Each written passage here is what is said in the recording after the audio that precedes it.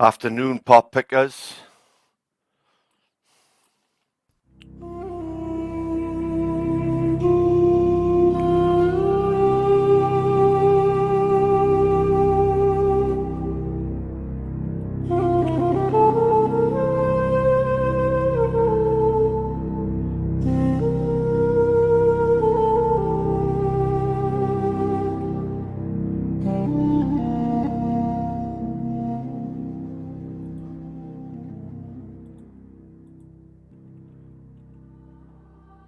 Anunnaki gods from another planet visited Earth 445,000 years ago in pursuit of gold. They landed with a splash in one of Earth's oceans and built Eridu, home in the far away. A full-fledged mission Earth eventually emerged from the virtual community, complete with a mission control center, a spaceport, mining operations, and even a way station on Mars.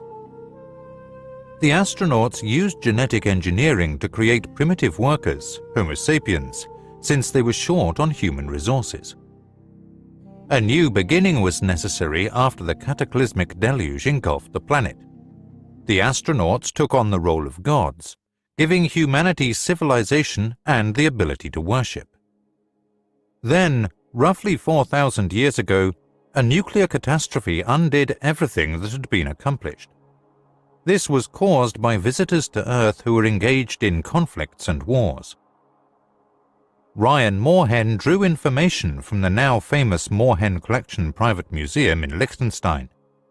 It was once curated by his grandfather George Moorhen for the Rothschilds' curated artifacts comprising of the Bible, clay tablets, ancient mythologies, and archaeological finds about what had happened on Earth, particularly the events that had occurred since the beginning of human history. But what had occurred on the astronauts' home planet Nibiru before the events on Earth? What had led to space travel, the demand for gold, and the creation of man? What feelings, conflicts, convictions, and morals, or lack thereof, led the main characters in the heavenly and space sagas? What were the interactions between Nibiru and Earth that were tense? What conflicts erupted between the young and old, between those born on Earth and those who had traveled from Nibiru?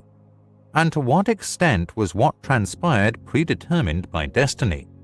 A destiny whose account of the past contains the secret to the future. Would it not be fortunate if one of the... All interesting questions, guys, and yeah, I think you're going to like this documentary, as long as YouTube will allow it. Do you know what I mean? We'll see how it goes.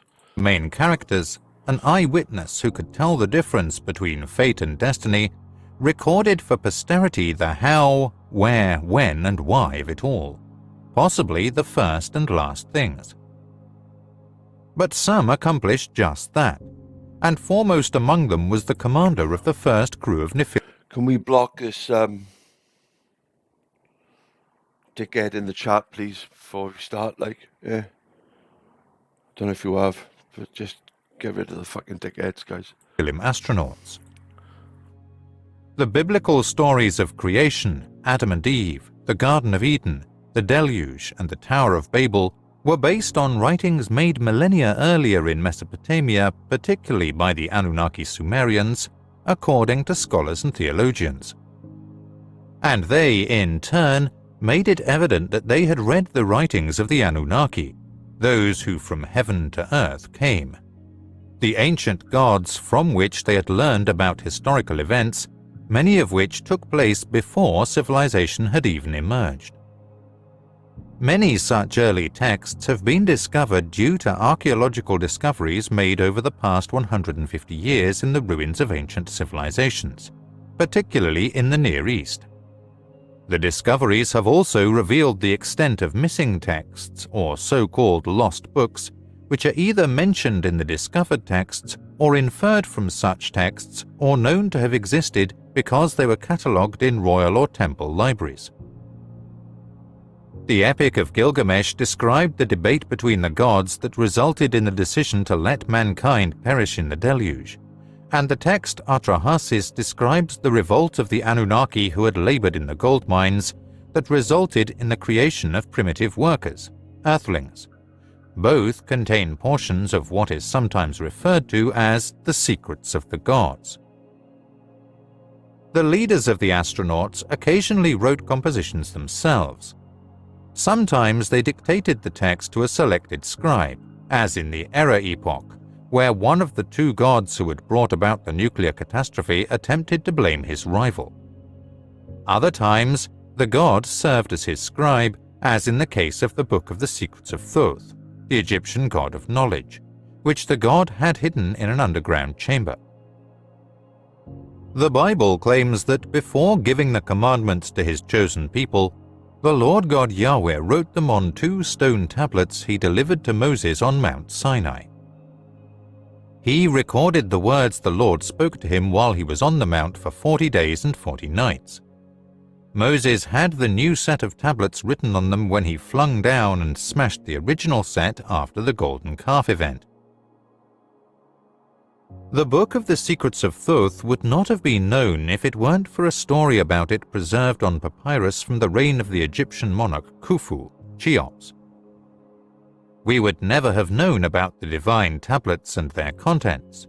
Everything would have been included in the mysterious body of lost writings, whose very existence would have never been discovered if it weren't for the biblical narratives in Exodus and Deuteronomy. At least 2 occasions suggested that the biblical narrator was aware of prior works. The fact that, in some instances, we are aware that some messages exist but are unaware of their contents is no less terrible. The Bible explicitly references the Book of Dasher, also known as the Book of Righteousness, and the Book of the Wars of Yahweh. This is the book of the generations of Adam, says the first line of Genesis chapter 5. Toledoth, typically translated as generations, means historic or genealogical record. The second time is in Genesis 6:1, where the phrase, "These are the Toledot of Noah," is used to introduce the story of Noah and the deluge. In addition, the Book of Enoch, one of the so-called apocryphal books that were not included in the canonized Bible, contains passages that scholars believe to be fragments from a much earlier book of Noah. In fact, partial versions of a book that became known as the Book of Adam and Eve have survived over the millennia in Armenian, Slavonic, Syriac, and Ethiopic languages. The famed Library of Alexandria in Egypt is a frequently cited illustration of the magnitude of lost books. In conflicts from 48 BC to the Arab conquest of AD 642, this beautiful library, where intellectuals met to examine the body of knowledge, was destroyed. After Alexander's demise in 323 BC, General Ptolemy built a library with more than 500,000 volumes of literature engraved on diverse materials: clay, stone, papyrus, and parchment. The first 5 volumes of the Hebrew Bible translated into Greek are all that is left of its richness. In addition, several of the library's resident scholars' papers still contain fragments. Only via this do we know that in 270 BC, the Greeks gave the Egyptian priest Manetho a commission to chronicle Egypt's history and prehistory. Then it was the demigods, and ultimately, around 3100 BC, the Pharaonic dynasty started. He said that the divine reigns lasted for thousands of years after the flood, during which time there were wars and battles between the gods, and that they had started 10,000 years before the flood. Similar attempts were made to give the Greek savants a record of past events in Alexander's Asian territories, where their rule was transferred to General Seleucid and his successors. The history of gods and men was chronicled in 3 volumes by Berosus, a priest of the Babylonian god Marduk, who had access to clay tablet libraries, the most important of which was the Temple Library of Haran, now in southeast Turkey. This history began 432,000 years before the deluge, when the gods descended to earth from the heavens. Berosus stated that the first ruler came ashore from the sea disguised as a fish, listing the names and reign lengths of the first 10 leaders. He was the one who endowed humanity with civilization, and his name was Canis when translated into Greek. Both priests thus gave tales of gods of heaven who had come to earth, of a time when only gods ruled on earth, and of the devastating deluge, alluding to each other in numerous aspects. Berosus specifically reported the existence of writings from before the Great Flood, stone tablets that were hidden for safekeeping in an ancient city called Sippar, one of the original cities founded by the ancient gods, in the fragmentary bits and pieces retained in other contemporary writings from the 3 volumes. Sippar, like other pre-diluvial towns of the gods, was overrun and destroyed by the deluge, 668 to 633 BC. A library containing the remnants of some 25,000 inscribed clay tablets was unearthed in the palace's ruins when archaeologists discovered Nineveh in the middle of the 19th century. This ancient Assyrian metropolis had previously only been known from the Old Testament.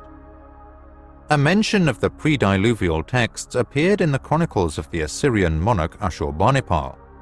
Ashurbanipal, who was a devoted collector of olden texts, boasts in his annals, "The god of scribes has bestowed on me the gift of the knowledge of his art. I have been initiated into the secrets of writing. I can even read the intricate tablets in Anunnaki Sumerian.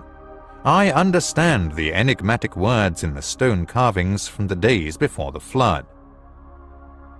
The Anunnaki Sumerian civilization, which later gave way to the Indus Valley civilization in the Indian subcontinent, is known to have flourished in Iraq almost a millennium before the beginning of the Pharaonic Age in Egypt.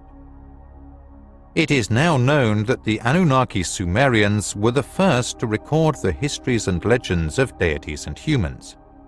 From them, all other peoples, including the Hebrews, got the stories of creation, Adam and Eve, Cain and Abel, the deluge, the Tower of Babel, and the wars and loves of the gods, which are depicted in the writings and memories of the Greeks, Hittites, Canaanites, Persians, and Indo-Europeans. These ancient manuscripts reveal that far older texts, some discovered, many lost, were their sources. The amount of these ancient texts is astounding. Amid the ruins of the ancient Near East, tens of thousands of clay tablets have been found, not thousands. Numerous transactions involve or document daily life elements such as marriage contracts and workers' wages. Other canonized texts or secret literature were written down in the Anunnaki Sumerian language and then translated to Akkadian, the first Semitic language, and other ancient languages. These texts, primarily found in palace libraries, make up the royal annals. Still, other texts discovered in the ruins of temple libraries or scribal schools make up a group of canonized texts. Additionally, references to missing books can be found in those earliest writings dating back almost 6,000 years, texts inscribed on stone tablets. The same information concerning the 10 pre-diluvial kings and their 432,000-year cumulative reign that Berosus had mentioned is etched on clay prisms, which are among the incredible to say. Luckily does not communicate the miracle findings in the remains of ancient towns and their libraries. There is no question that the Anunnaki Sumerian compilers of the Anunnaki Sumerian king lists, which are on display in the Ashmolean Museum in Oxford, England, had access to some previous common or canonical textual material. They strongly imply that the original recorder of the arrival, as well as of prior events and subsequent events, had to be one of those leaders, a key participant, or an eyewitness when combined with other equally early manuscripts found in varying levels of preservation. The leader who had splashed down with the first batch of astronauts had been a participant in all those activities and an eyewitness to them. His nickname at the time was EA, which stands for he whose home is water. He was disappointed when his half-brother and opponent, Enlil, Lord of the Command, was awarded control of the Earth mission, and his humiliation was only slightly lessened by being given the title Enki, Lord of Earth. Enki, a renowned scientist, discovered the hominids who lived there after being banished from the god's cities and spaceport in the Eden, to oversee the gold mining in the Abzu, Southeast Africa. As a result, when the Anunnaki laboring in the gold mines rebelled and said no more, he was the one who realized that the necessary human resources could be obtained by accelerating evolution through genetic engineering. As a result, the Adam, literally he of the earth, an earthling, was created. The events mirrored in the biblical story of Adam and Eve in the Garden of Eden described the second genetic modification by Enki that added the extra chromosomal genes required for sexual conception. Because Adam was a hybrid, he was unable to have children. It was he, Enki, who disobeyed his brother Enlil's intention to let mankind perish in the deluge, the events whose hero has been referred to as Noah in the Bible and Ziusudra in the earlier original Anunnaki Sumerian text, when mankind, proliferating, did not turn out as it had been planned. Enki, Nibiru's ruler and the firstborn son of Anu, was well versed in the history of his planet and its inhabitants. He was a gifted scientist who left the most essential components of the sophisticated Anunnaki knowledge, particularly to his two sons Marduk and Ningish-Zida, who, as Egyptian gods, were known there as Ra and Thoth respectively. But he also played a crucial role in transferring some of this cutting-edge knowledge to mankind by imparting the secrets of the gods to a few chosen individuals. Such initiates recorded those divine lessons as part of humankind's inheritance in at least 2 cases, as they were told to do. One of the earliest lost writings is believed to have been written by Adapa, who is thought to be the son of Enki by a human woman. Writings regarding time is one of his known works. The other, known as Enmeduranki, was most likely the forerunner of the biblical Enoch, who was carried up to heaven after giving his sons the Book of Divine Secrets, a version that may have survived in the extra-biblical Book of Enoch. Despite being Anu's firstborn, he was not meant to succeed his father as ruler of Nibiru. Enlil, Enki's half-brother, received that honor thanks to complicated succession procedures representing the complicated history of the Nibiruans. Enki and Enlil were sent to Earth to stop the acrimonious dispute, because Earth's gold may be used to make a barrier to protect Nibiru's vanishing atmosphere. Enki decided to reject Enlil's plan for mankind to perish in the deluge against this backdrop, which was made even more complicated by the presence of their half-sister Ninhursag, the chief medical officer of the Anunnaki on Earth. The fight persisted between the two half-brothers' kids and even their grandchildren. The fact that everyone involved, especially those who were born on Earth, had to deal with Nibiru's longer orbital periods' reduction in longevity contributed to their personal suffering and sharpened their goals. Everything reached a head in the last century of the First-millennium B.C, when Ninurta, Enlil's firstborn son, and not Marduk, Enki's firstborn by his official bride, asserted that he should inherit the earth. The employment of nuclear weapons due to the brutal fight that included numerous conflicts unexpectedly destroyed the Anunnaki Sumerian civilization.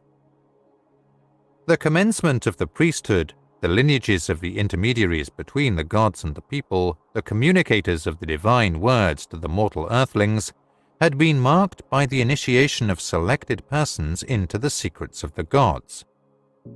Oracles' interpretation of divine words coexisted with the practice of looking to the stars for signs, and prophecy started to come into play as mankind was drawn to join sides in religious disputes. Nabu, Marduk's firstborn son, strove to persuade mankind on behalf of his exiled father that the heavenly signals indicated the coming supremacy of Marduk, and the term to describe such speakers of the gods who proclaimed what was to come was Nabi. These advances made the realization that one must distinguish between fate and destiny more acute. Enki and Enlil started to reflect philosophically on what was truly fated and could not have been avoided, and what was fated as a result of good or bad choices and free will. Enki and Enlil sometimes reviewed and remembered the sequence of events and the apparent parallelism between what had happened on Nibiru and what had happened on Earth. The differences between Nam, a destiny like the planetary orbits whose course had been established and was immutable, and Anu, which were previously unquestioned, were now closely examined. Ta, which stood for fate, literally meant a destiny that could be bent, broken, or altered.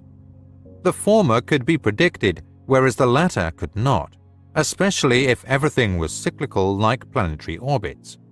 If what was will again be, if the first things will also be the last. The culmination of the nuclear apocalypse forced the Anunnaki leaders to examine their motives, and it heightened the need to explain why it happened in this way to the engulfing human masses. Is someone responsible for this? Was it predetermined or just a byproduct of Anunnaki's will? Was anyone accountable? On the eve of the catastrophe, Enki was the lone opponent of using the illegal weapon in the councils of the Anunnaki. Enki felt it was imperative to inform the suffering survivors of the significance of the turning point in the story of aliens who had good intentions but ended up being destroyers. And who better than Ea Enki, who arrived first and was an eyewitness, to tell the past so that the future could be predicted.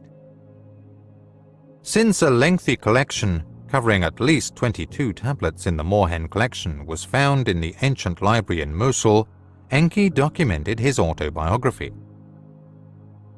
Enki is quoted as saying by Nippur, "There was a great deal of flooding when I got closer to Earth. As I got closer to its lush meadows, at my direction heaps and mounds were built up. I constructed my home in a purity spot, giving it a suitable moniker." The lengthy passage tells how Enki gave his lieutenants tasks to complete, sending them on a trip to Earth. Enki's story is completed by several additional books. Some are partly in the Morhen collection in Liechtenstein, and the other half in Switzerland, also in a private museum. They include a cosmogony and an epic of creation, both of which contain Enki's own writings, known to researchers as the Eridu Genesis, and which relate various aspects of his participation in later developments. They go into great depth on how Adam was created. They include texts of Enki's personal life and problems, such as the tale of his attempts to have a son by his half-sister Ninhursag, his promiscuity with both goddesses and the daughters of man, and the unintended consequences thereof. They describe how other Anunnaki, male and female, came to Enki in his city Eridu to obtain the Me, a data disk from him that encoded all aspects of civilization. The division of Earth's kingdoms between Enki and Enlil by Anu averted a flare-up of their feuds, as noted in the Atrahasis narrative. The discussions in the Council of the Gods about the fate of humanity and Enki's deception, which is known as the story of Noah and the Ark, are almost verbatim in texts documenting the events before the deluge.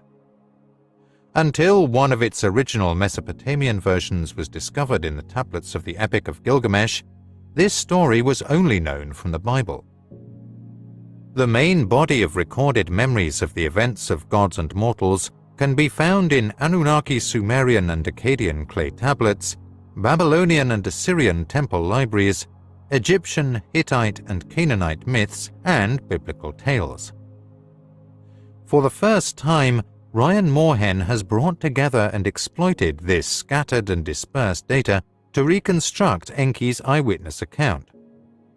the autobiographical memoirs and incisive forecasts of an extraterrestrial god. Even though Ryan Moorhen's grandfather was an Assyriologist who curated the collection of which it is named, and he has also studied Near Eastern history for almost 33 years, it took him 7 years to gain access to the collection with special permission from the Rothschilds.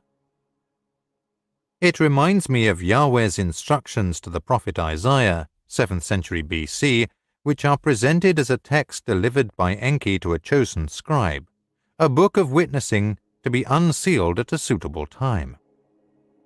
Come now, write it as a book on a sealed tablet, carve it, let it be a testimony for all time, witnessing to the very end. Isaiah 30:8. Enki himself saw the future while he dealt with the past. That the Anunnaki who possessed free will were in control of their own fates, as well as the fate of humanity, gave way to the understanding that destiny ultimately determined how events would turn out, and as a result, as the Hebrew prophets had foretold, the first thing shall be the last. Thus, the Enki recorded timeline serves as the basis for prophecy, and the past becomes the future. Brilliant scribe born in Eridu city who served the great god Enki. I was called by my master, the Lord Enki, the great god, the merciful creator of people, who created them in the 7th year following the great calamity, on the 17th day of the 2nd month. I was one of Eridu's surviving members, who fled to the dry steppe as the evil wind approached the city. I then set foot in the wilderness, searching for dead branches to use as firewood. I then turned to look above, and a whirlwind came from the south. It was silent and had a reddish glow about it. 4 straight feet extended out from its abdomen as it descended to the ground, and the brightness vanished. I immediately fell to the ground and bowed down, because I knew it was a divine vision. When I opened my eyes, I saw 2 divine emissaries standing close by. They too had human faces, and their clothes sparkled like burnished brass.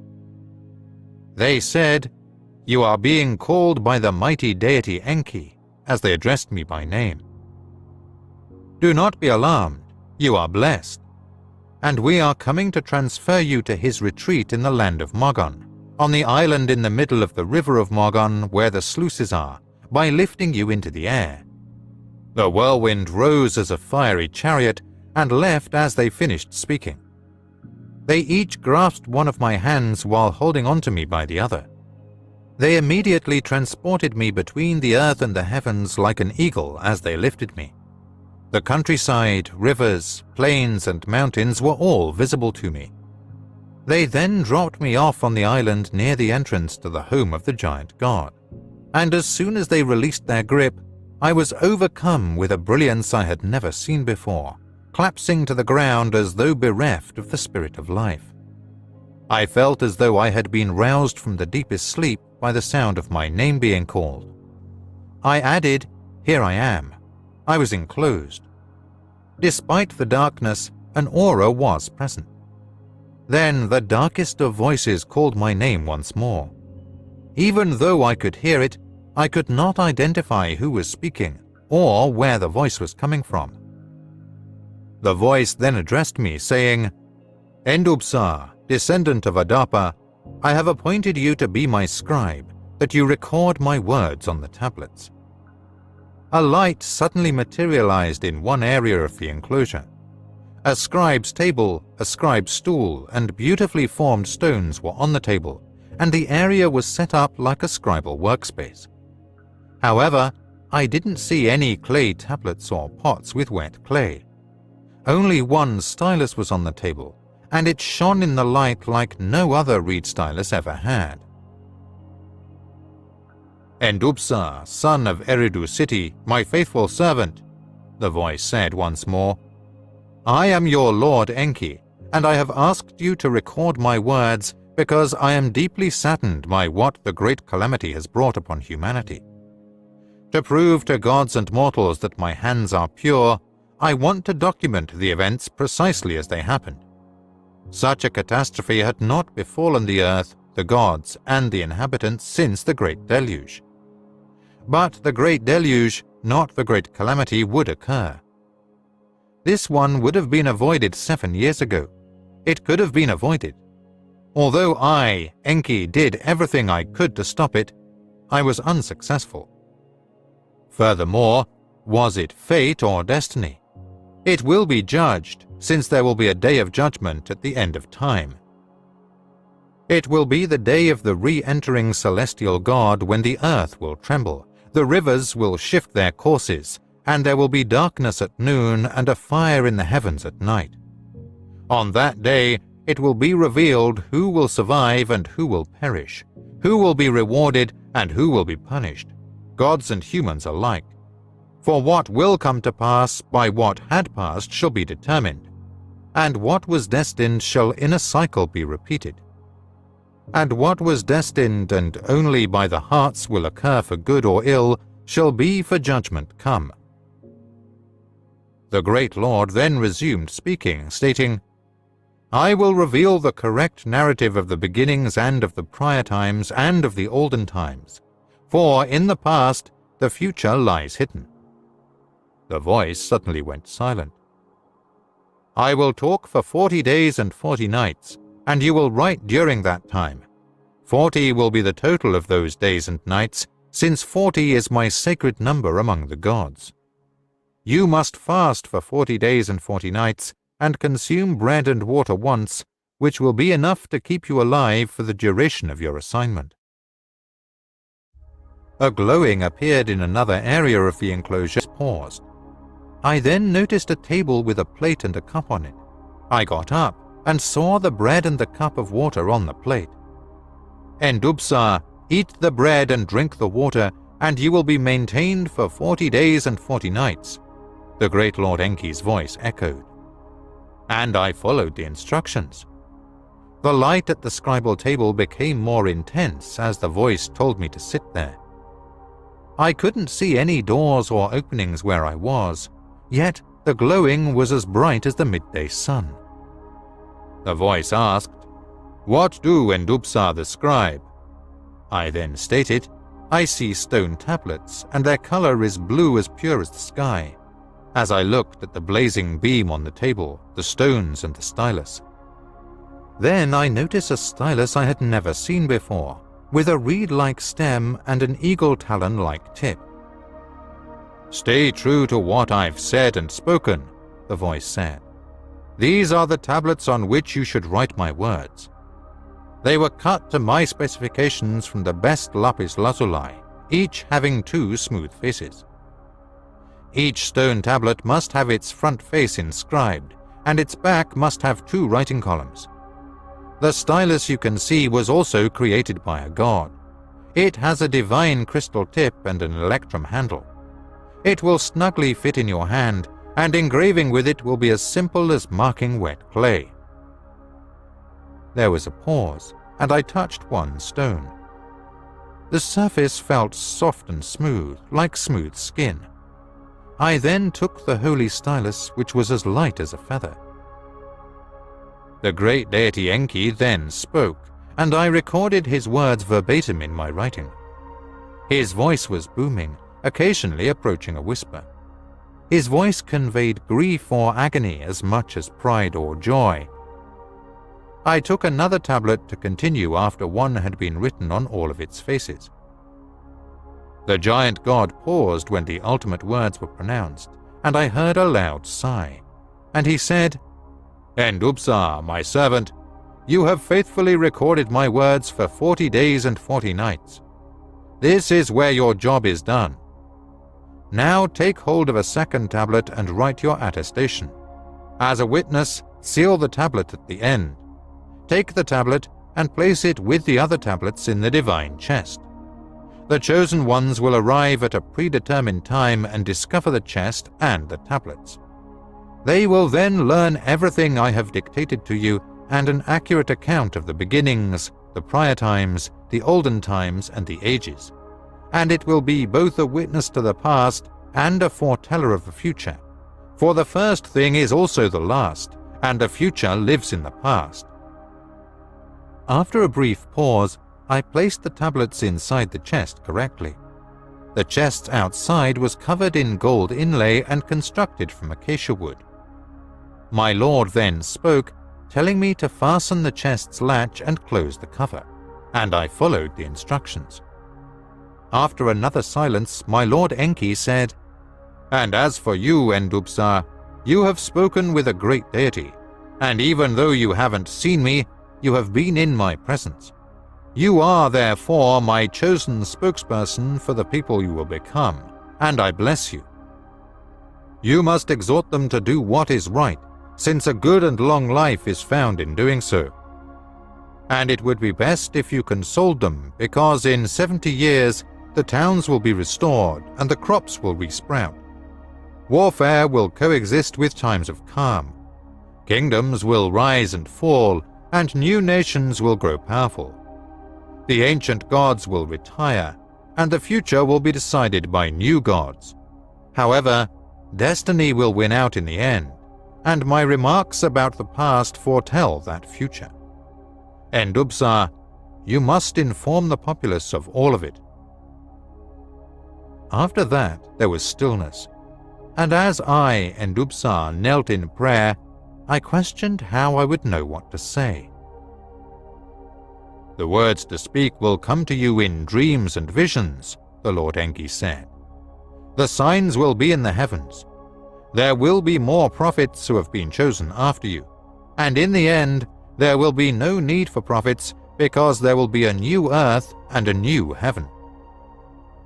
After the auras disappeared and there was silence, the ghost left me, and I was on the plains outside of Eridu when I came to my senses.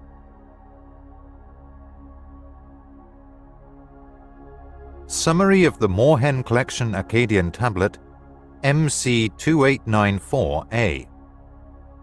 Bewailing the emptiness of Sumer. What happened when the radioactive cloud expanded and the gods left their cities? The discussions held at the Gods' Council.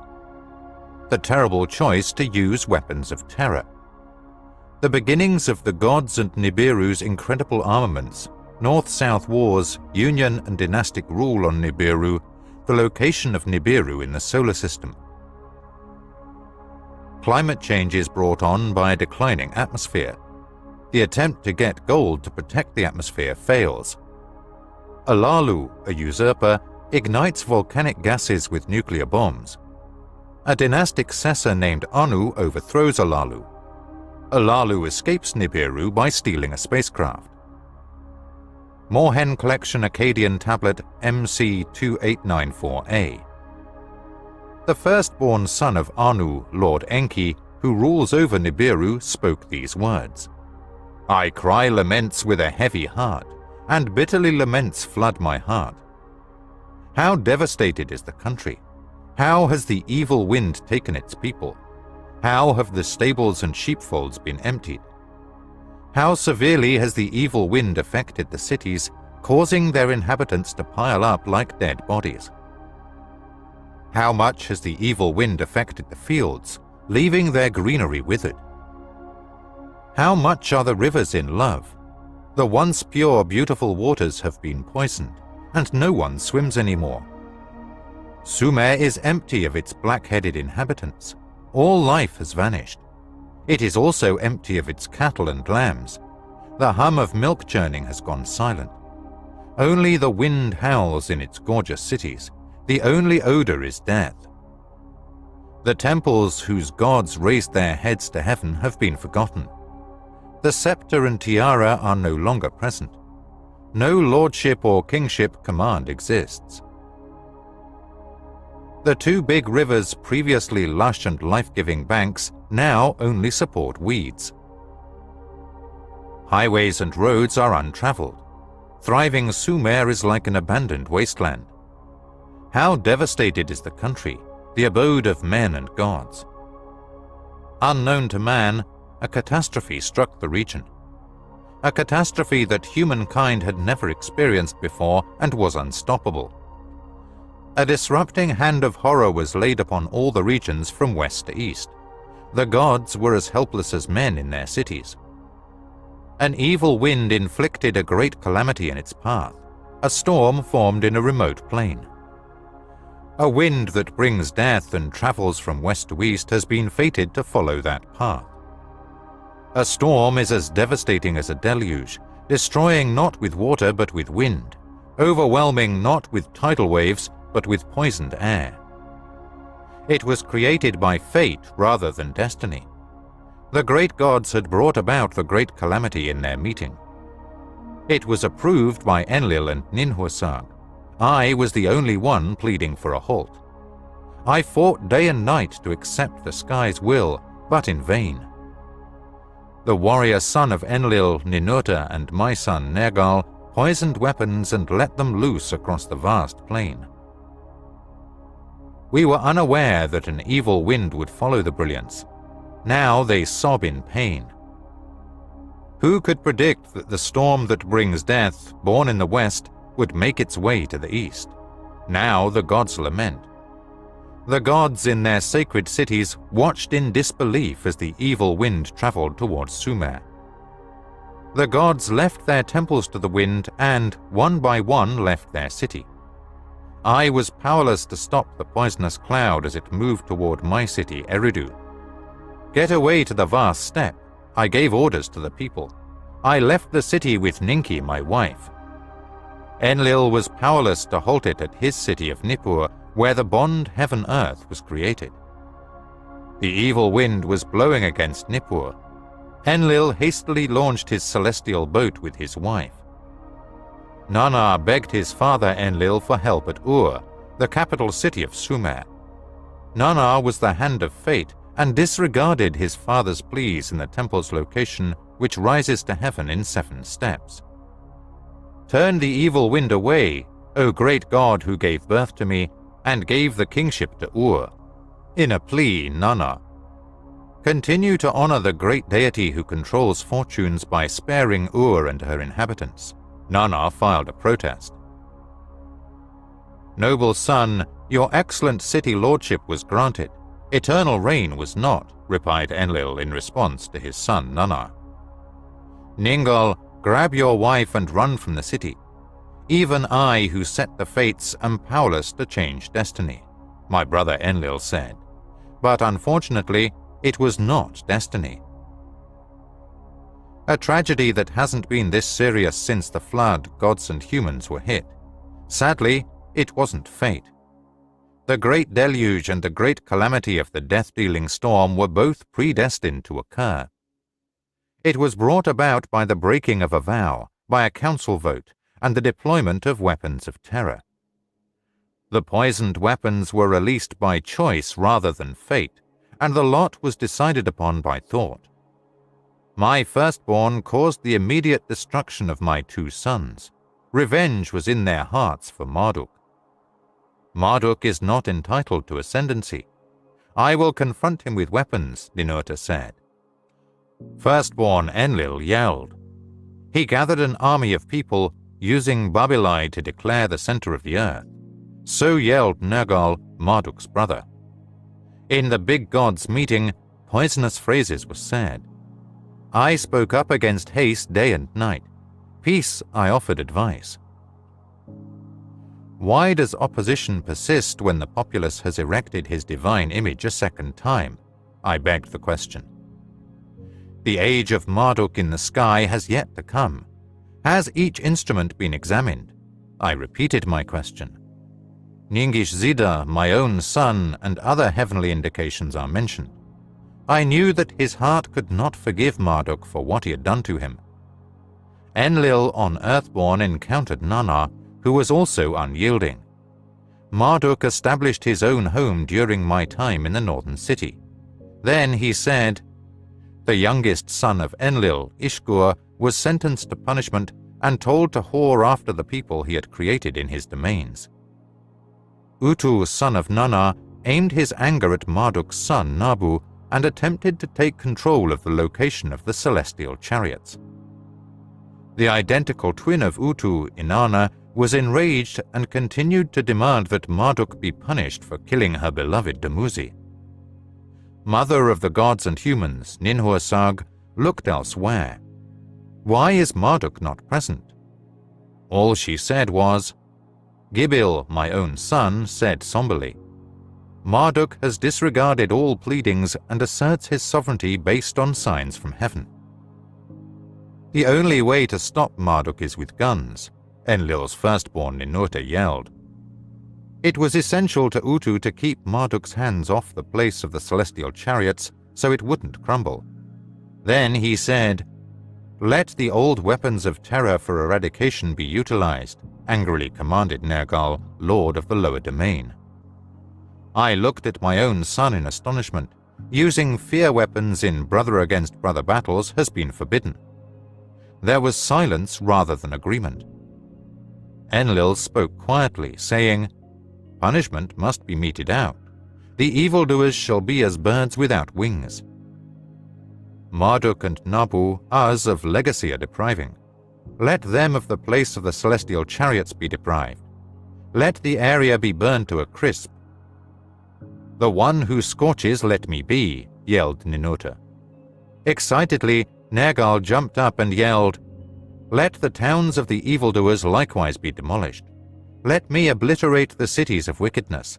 Let the Annihilator be my name after that. I firmly asserted that since earthlings were our creation, neither the pious nor the sinful should perish. My co-creator Ninhursag approved, saying, The issue is between the gods alone to settle. The people must not be hurt. Anu was paying close attention to the conversations and the celestial home. Anu, who controls destiny, spoke from his heavenly home. Let the weapons of terror be used this once. Let the place of the rocket ships be destroyed. Let the people be spared. Let Nergal be the Annihilator and Ninurta the Scorcher be. Enlil concurred as well, and the choice was made public. I'll let them in on a god's secret and the location of the terror weapons. Enlil called his two sons, mine and the other his, to his inner chamber. Nergal passed me without looking at me. Alas, brother has turned against brother, I shouted aloud without using words. Do the prior times have to happen again? Enlil disclosed a myth from ancient times, trusting the weapons of terror to their hands. They are set loose, clad in dread and splendor, turning everything in their path into dust. They had vowed to fight each other as brothers on earth, regardless of the place. The oath was now rendered meaningless, like a broken jar. The two sons came from Enlil's chamber with hastened steps, jumping with joy as the weapons left. None of his disasters had a foreshadowing, so the other gods turned around and went back to their cities. This is a description of earlier times and terrorist weapons. The beginning came before the prior times, and the olden times followed the prior times. The gods visited Earth in ancient times and made the first humans there. No gods existed in the prior times, and humans had not yet been created. The gods' home during the prior times was on their own planet Nibiru. Nibiru is a giant planet with a reddish brilliance that orbits the Sun in an extended orbit. Nibiru spends some time in the cold. The Sun strongly heats it for a portion of its orbit. Dense atmosphere Nibiru is continuously nourished by volcanic outbursts. This atmosphere supports many lives. Without it, there would be just perishing. The core heat of Nibiru surrounds the globe throughout the cold season like an ever-renewing warm cloak. It protects Nibiru from the sun's harsh rays in the hot season. While it is raining, it holds and releases water to create lakes and streams. All kinds of life have sprung out in the waterways and on the land because of the lush vegetation that blankets our atmosphere, feeding and protecting it. After a long time, our species grew a seed that could keep going forever. As the number of us grew, our ancestors moved to many parts of Nibiru.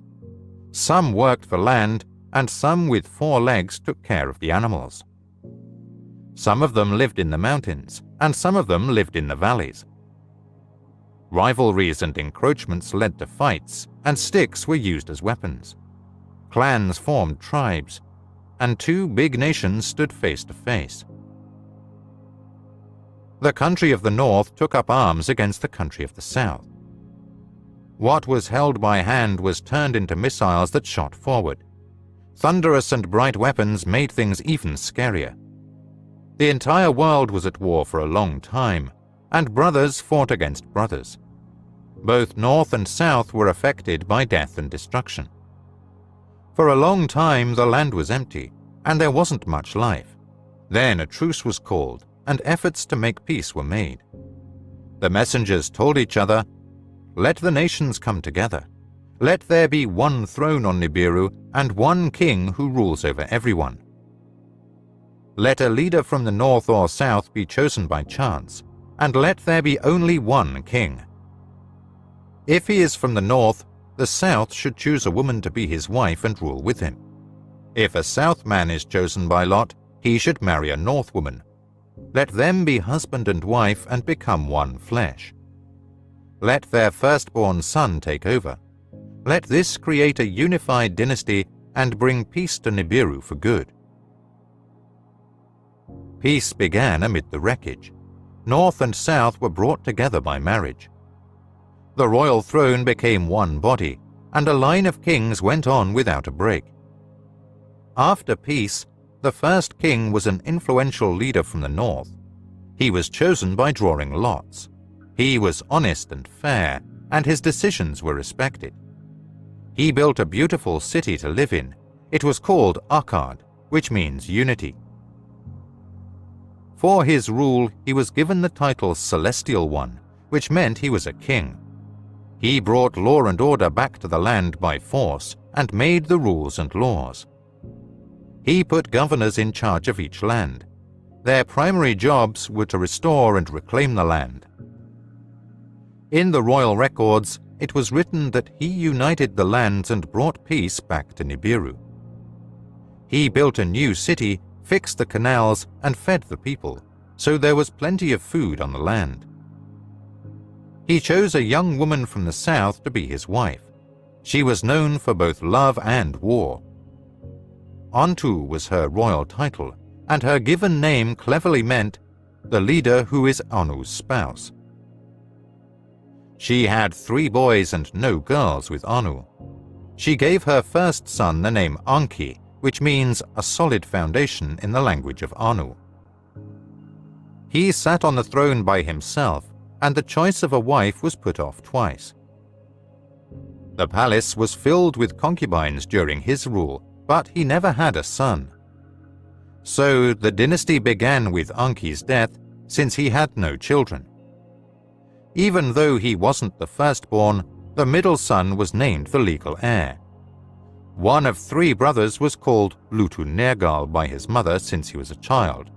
His name meant the one in the middle. For 20, I didn't even know he was blocked. I blocked about 4 of them.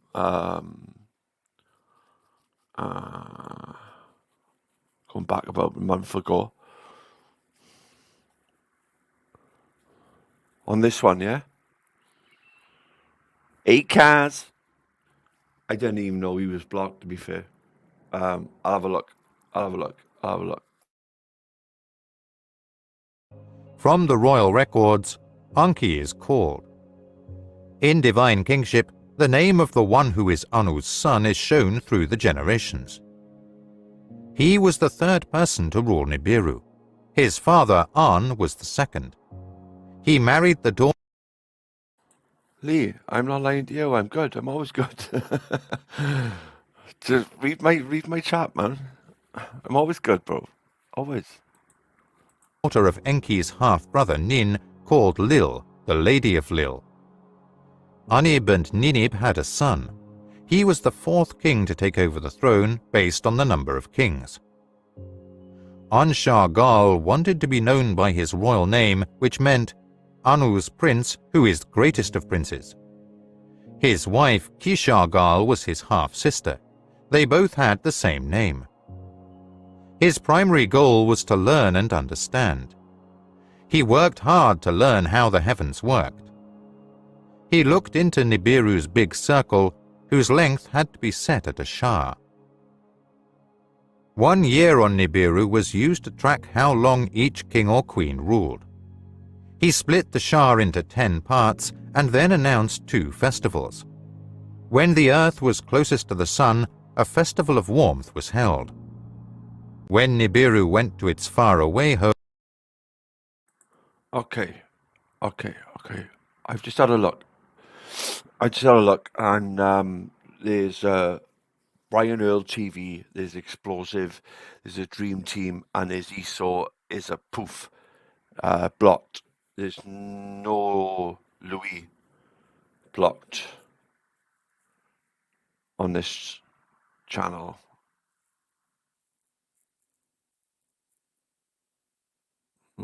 In fact, I got Louis as a moderator. So just having a look, like he's a moderator. So I don't know what that's about, to be fair. Yeah. home, the Festival of Coolness was set up. The 2 were set up to replace all the old festivals of tribes and nations and bring people together. He set up laws for husbands and wives and sons and daughters by decree. He also made the customs of the first tribes the law for the entire land. During the wars, there were many more women than men. He made rules that said 1 male could have over 1 female.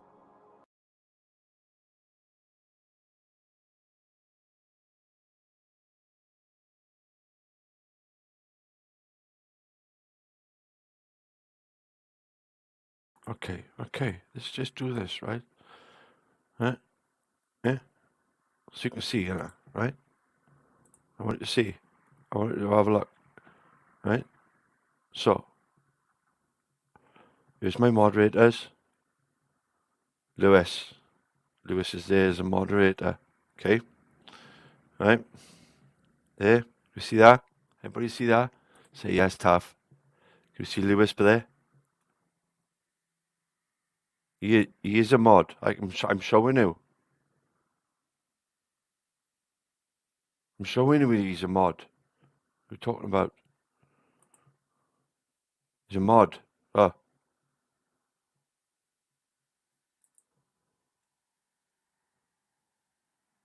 There he is. Here he is, Bella. Right there. There. Standard moderator. Yeah? Blocked. Hidden users. Rick M. Brian Earl. Explosive. Dream Team. Esau is a poof. He's a moderator.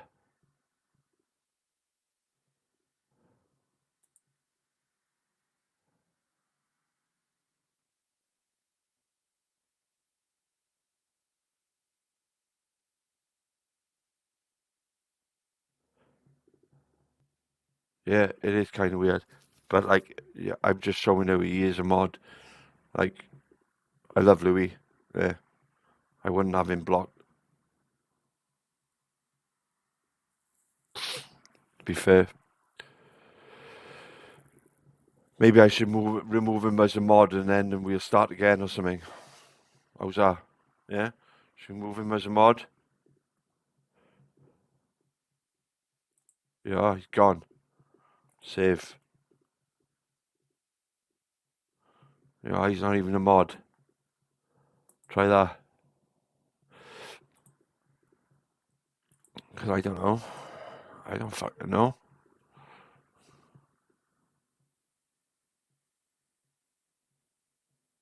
Yeah, have a good day, Trace. Nice to have you here, love. Nice to see you. Hope you're doing well.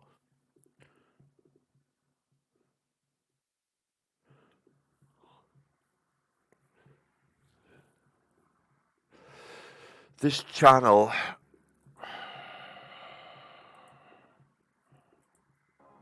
By law, only 1 wife can be the official spouse. This wife is called the first wife. Oh, wifey.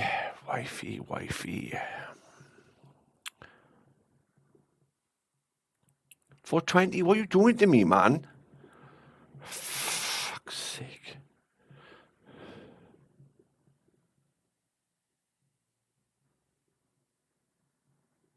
My Telegram, Kaz. Oh, now you're asking. This, hold on now, this channel, right?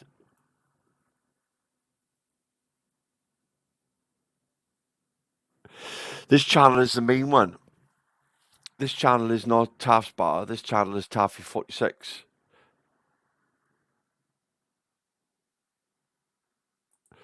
Born to be. Oh no, that's Taft's Bar. Sorry, I was checking Taft's Bar.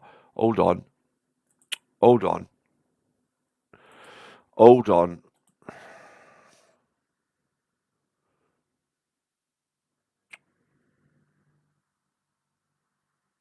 Hold on.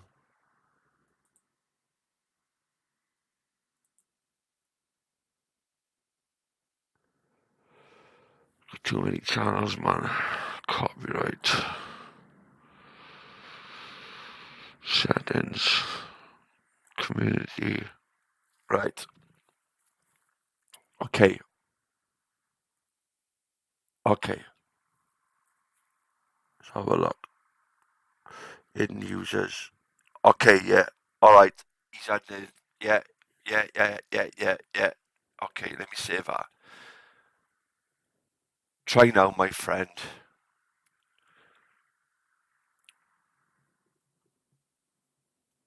I must have had a channel mix up. You know what I mean? You know what I mean?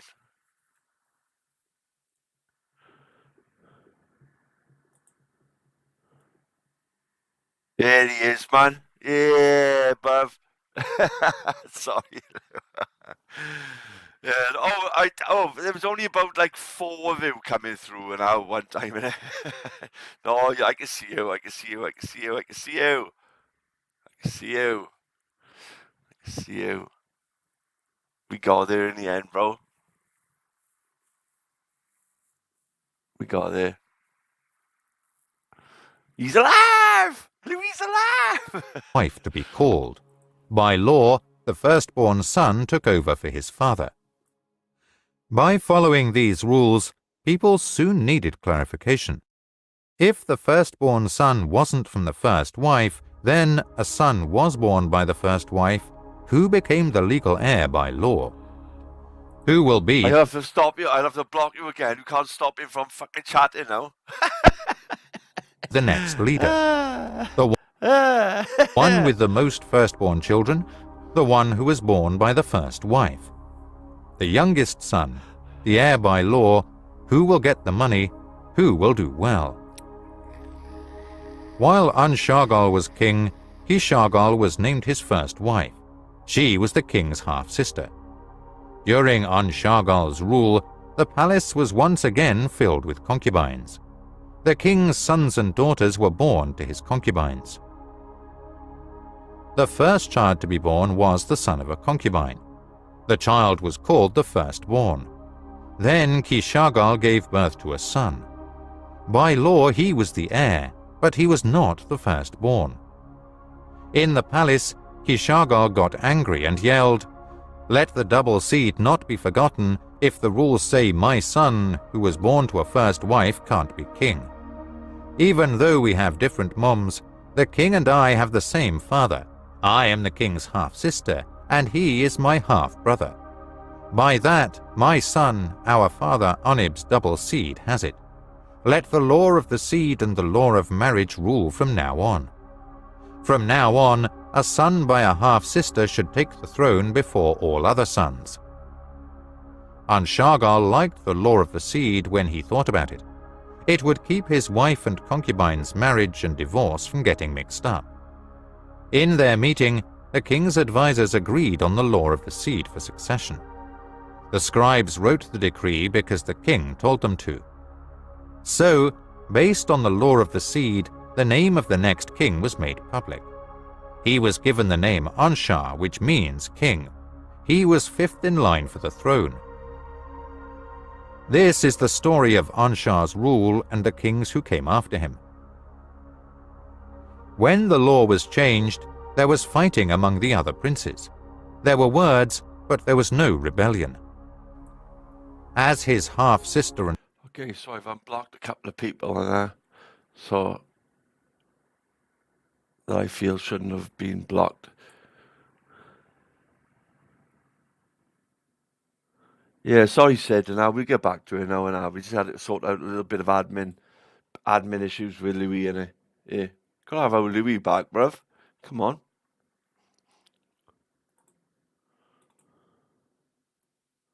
A couple of admin issues. wife Anshar chose. He made her his first wife and gave her the name Kishar. So, because of this law, the dynasty kept going. During Anshar's rule, the crops in the fields got smaller, with fewer fruits and grains. From one circuit to the next, their heat got more muscular as they got closer to the sun, while the coolness in the faraway home got more biting. In Akkad, the city of the throne, the king and many wise people got together. People with a lot of knowledge and intelligence were told to ask questions. They looked at the land and soil and tried out the lakes and streams. It's happened before, and some people said Nibiru had grown in the past when it was colder or warmer. It has a fate since it is part of the circuit of Nibiru. Others who knew the edge and watched the circuit did not think about Nibiru's destiny being to blame. They found that there had been a breaching in the atmosphere. Spitting up were volcanoes, the atmosphere, forebears, and people who burped less. The air on Nibiru has become less dense, and the protective shield has shrunk. Pestilences spread during the rule of Anshar and Kishar, and no amount of work could stop them. The throne was then taken over by their son Enshar, who was the sixth member of that family. Lord of the Shah was what the name meant. He was born with a lot of knowledge and learned a lot throughout his life. He looked for ways to fix the problems, like Nibiru's path through the heavens, and he did a lot of research. It wrapped around 5 beautiful planets in its loop of the sun's family. He had their atmospheres looked at, seeing if there were any ways to heal them. He gave each one a name. He honored their ancestors and thought of them. Louis, I would give you a spanner too, but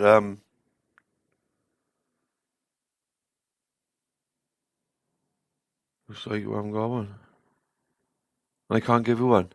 Says I just got the options gone away. So yeah. Them as heavenly couples. The first 2 planets he saw were An and Antu, like twins. Anshar and Kishar, the biggest ones, were outside Nibiru's circle. Gaga, among others, traveled as a messenger, sometimes meeting Nibiru first. As the sun went around, 5 heavenly beings greeted Nibiru. Beyond the hammered bracelet, the sun made a circle like a boundary. The hammered bracelet was like a guardian of heaven's forbidding area, protecting it from chaos. The bracelet kept the 4 other children of the sun from getting hurt. Enshar set out to study how the 5 greeters made people feel. In Nibiru's loop, 5 things were carefully looked at. What atmospheres they had were closely looked at by watching them and using celestial chariots. The findings were surprising, and the discoveries were hard to understand. Nibiru's atmosphere breaching got worse from circuit to circuit. In the councils of the wise, people talked about cures and ways to bandage wounds with great interest. A new shield was tried to cover the planet, but it all fell back to the ground. The volcanoes that spewed ash were looked at in councils of the wise. The atmosphere was created by volcanoes spewing ash into the air, and it hurt when they stopped. Let people devise new ways to burp, and let volcanoes spew again, what one savants group said. All the kings could only tell how the feat could be done or what tools could be used. During Anshar's rule, the hole in the sky got bigger. There were no rains, the winds were more potent, and no springs were coming from the ground. There was a charge in the land that mothers' breasts were dry. There was trouble in the palace, and a charge spread. As his first wife, he married his half-sister Enshar, which was against the law of the seed. Bear of the Shahs, the lady was what people called Ninshar. Enshar had a son as a concubine, the firstborn son, a son she didn't give birth to. Ninshar's first wife and half-sister didn't have a son. By the law of succession, the throne went to the concubine's son. He was the seventh person to rule. His royal name was Du-Uru, which means in the dwelling place made. He was born in the house of concubines, not in the palace. Du-Uru chose a young woman from his youth to be his wife. He chose the first wife because he loved her, not because she was his daughter. Du-Uru was her royal name, which meant, "She who is by my side." There was a lot of confusion in the royal court. Sons didn't get to inherit, and wives weren't half-sisters. There was more and more suffering on the land. People became less fertile, and the fields forgot how full they used to be. There was no birth in the palace. Neither a son nor a daughter was born. 7 of On's children were kings, and then none of his children were on the throne. A child named Dauru was found at the palace gate, and the queen took him in as her son. In the end, Du-Uru adopted him as a son and made him his legal heir. His name, Lamu, means dryness. The princes were complaining in the palace, and there were also complaints in the Council of Councillors. In the end, Lamu took his place on the throne. Even though he wasn't On's son, he was the 8th king. In the councils of the wise, there were 2 ideas for how to heal the brace. One had to use a metal called gold. It was rare in Nibiru, but there was a lot in the hammered bracelet. It was the only thing that could be ground into the finest powder and stay in the air high above heaven. So, with more supplies, the hole would close up and protection would improve. Let there be celestial boats and a star fleet to bring gold to Nibiru. The other idea was to make weapons of terror that would make the ground shake and the mountains break apart. With missiles, the volcanoes can be attacked, their slumber is broken, their belching made worse, the atmosphere filled up, and the hole made to go away. Lamu was too weak to choose, but he knew what to do. One time around, Nibiru went around 2 shahs. Nibiru was added to the list. In the fields, things didn't get better. The atmosphere was not fixed by volcanic farts. A 3rd shah went by, and a 4th was added to the total. No gold was gained. There was a lot of fighting on the land, but there wasn't enough food or water. There was no longer unity in the land, and accusations were everywhere. Intelligent people came from the royal court, and councillors rushed in and out. The king didn't care what they said. He only wanted advice from his wife, named Lahama. "If it's fate," she said, "let's ask the great creator of all to help the king. The only hope is to beg on the internet."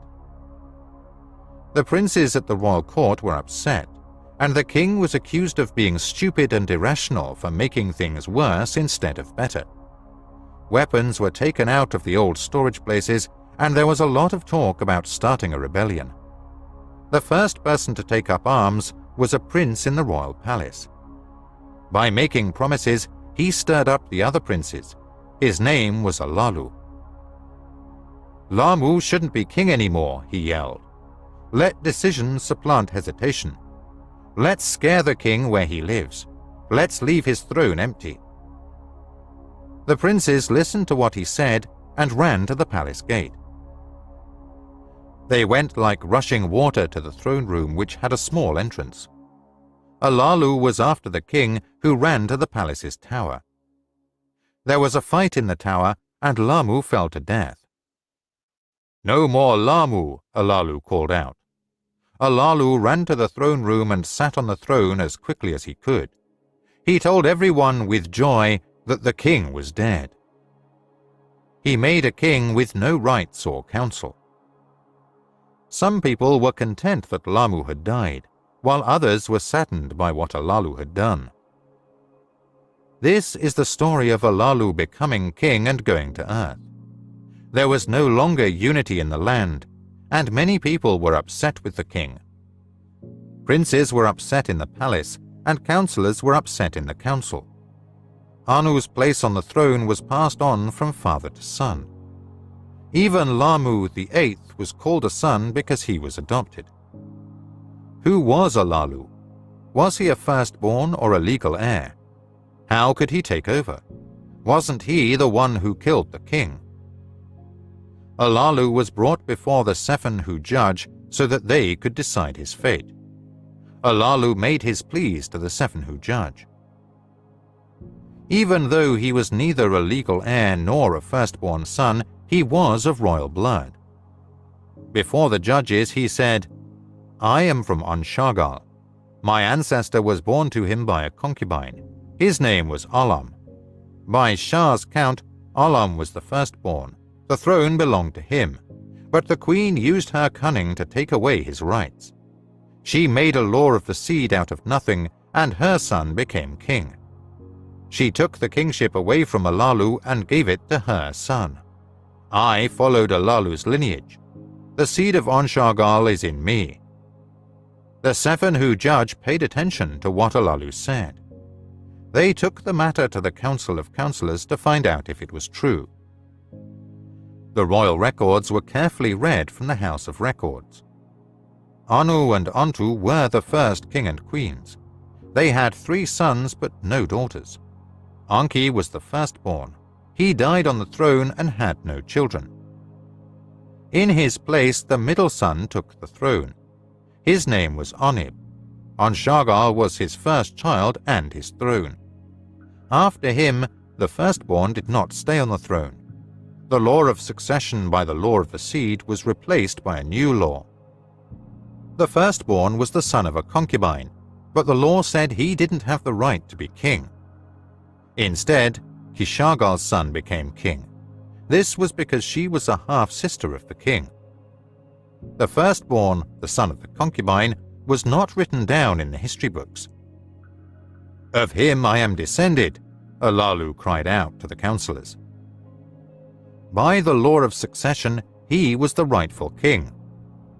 By the law of succession, I am now the rightful king. The councillors of Alalu hesitated before taking the truth oath that was asked of them. Alalu took the oath of life and death, and as king, he thought about what the council had to say.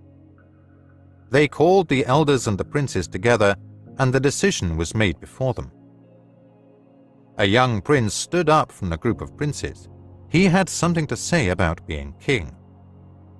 He told the assembly that succession needs to be looked at again. "Even though I wasn't the firstborn or the queen's son, I came from pure seed. The essence of An is still in me, and no concubine has changed that." The words shocked the councillors, and they told the young prince to come closer. They asked what he was called. "It's Anu. I was named after my grandfather An." When they asked about his family tree, he told them about An's 3 sons. Anki was An's firstborn, but he died without a son or daughter. Anib was the middle son.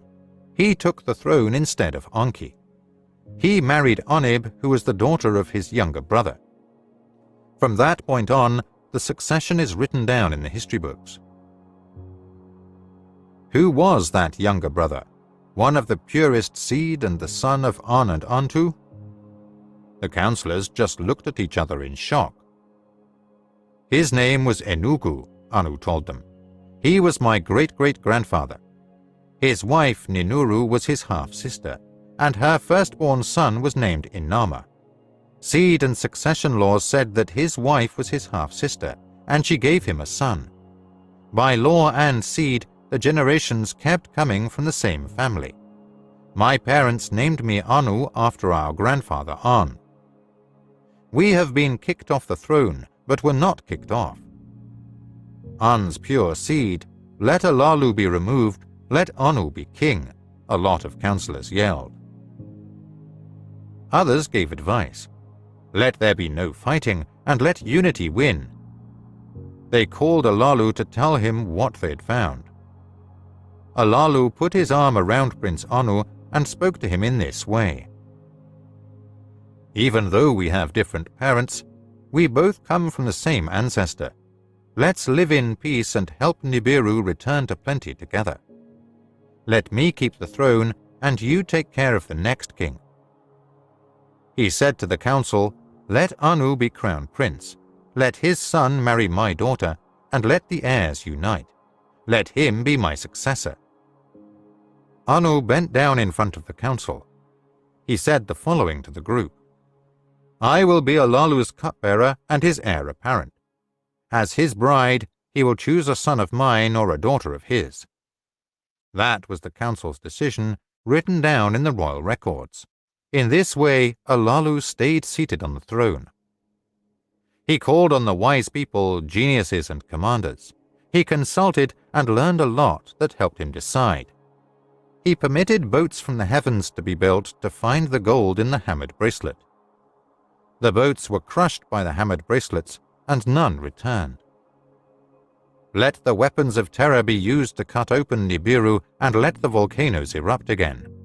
He then gave an order. With weapons of terror, chariots in the sky were loaded with terror missiles and fired from the sky at volcanoes. The mountains moved as bright light and thunder exploded, and the valleys shook. There was a lot of happiness in the land, and there were hopes for plenty. Anu was in the palace for Alalu, who was in charge of the cups. He would bow at Alalu's feet and give Alalu the cup to drink from. Alalu was the king, and Anu worked for him as a servant. There was less joy in the land. The rain stopped, and the winds got more robust. The amount of gas that volcanoes blew out didn't get worse, and the hole in the atmosphere didn't get fixed. Nibiru's circuits kept going around in the sky.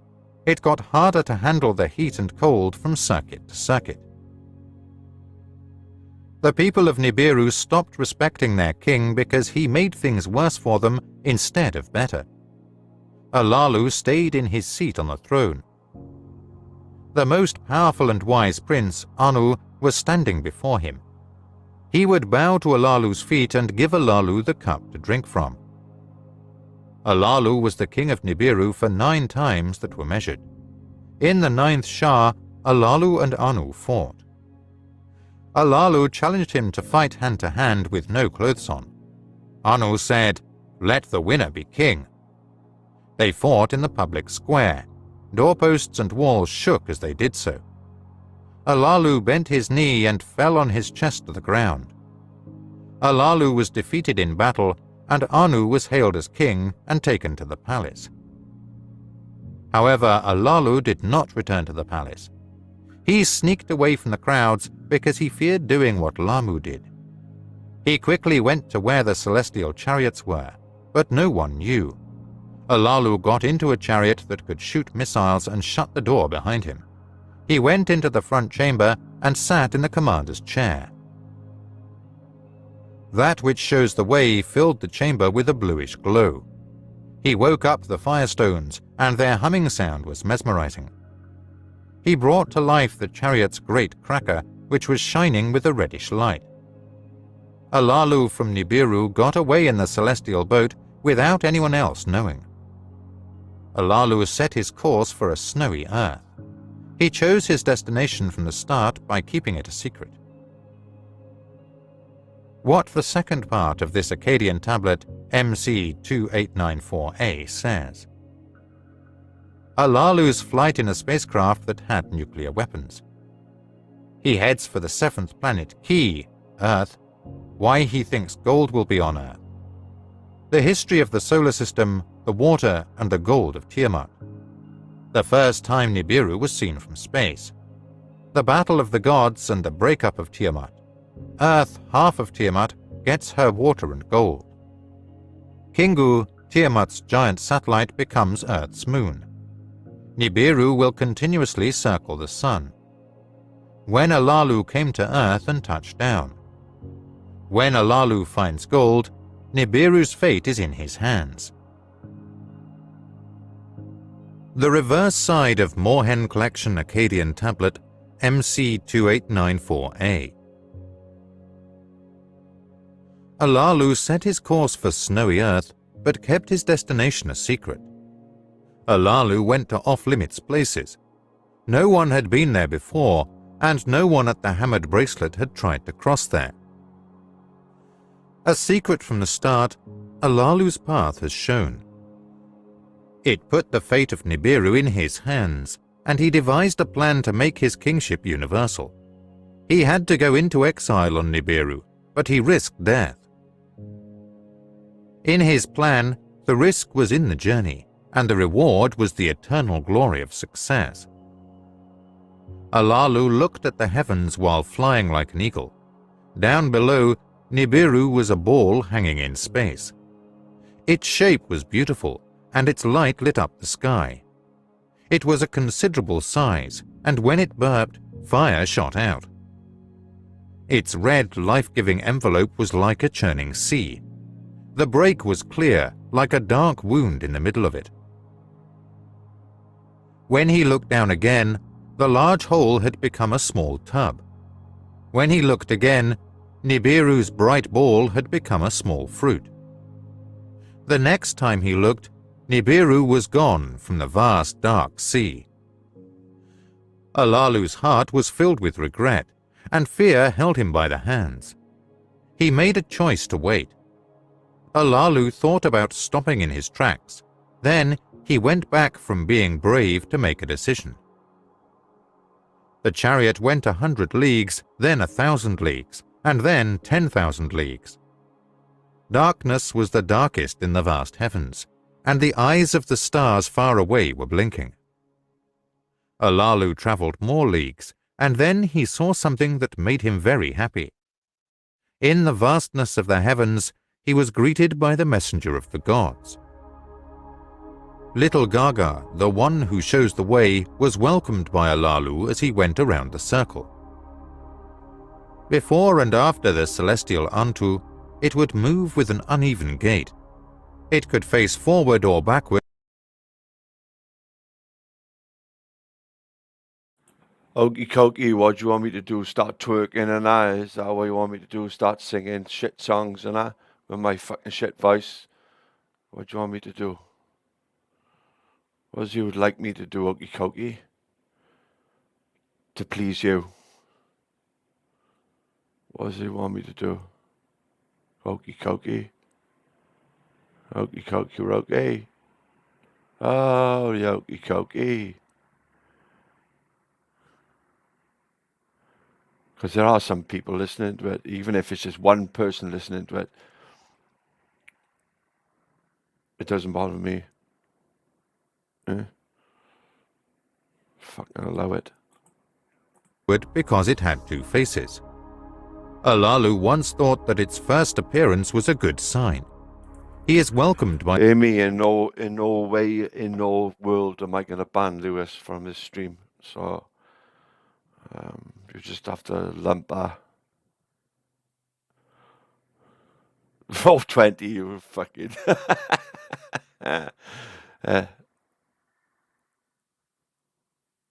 he has taken a lot of blame, Amy. You have to big him up for that. Lewis has taken a lot of blame when it hasn't been his fault. Yeah, I've only just unbanned him.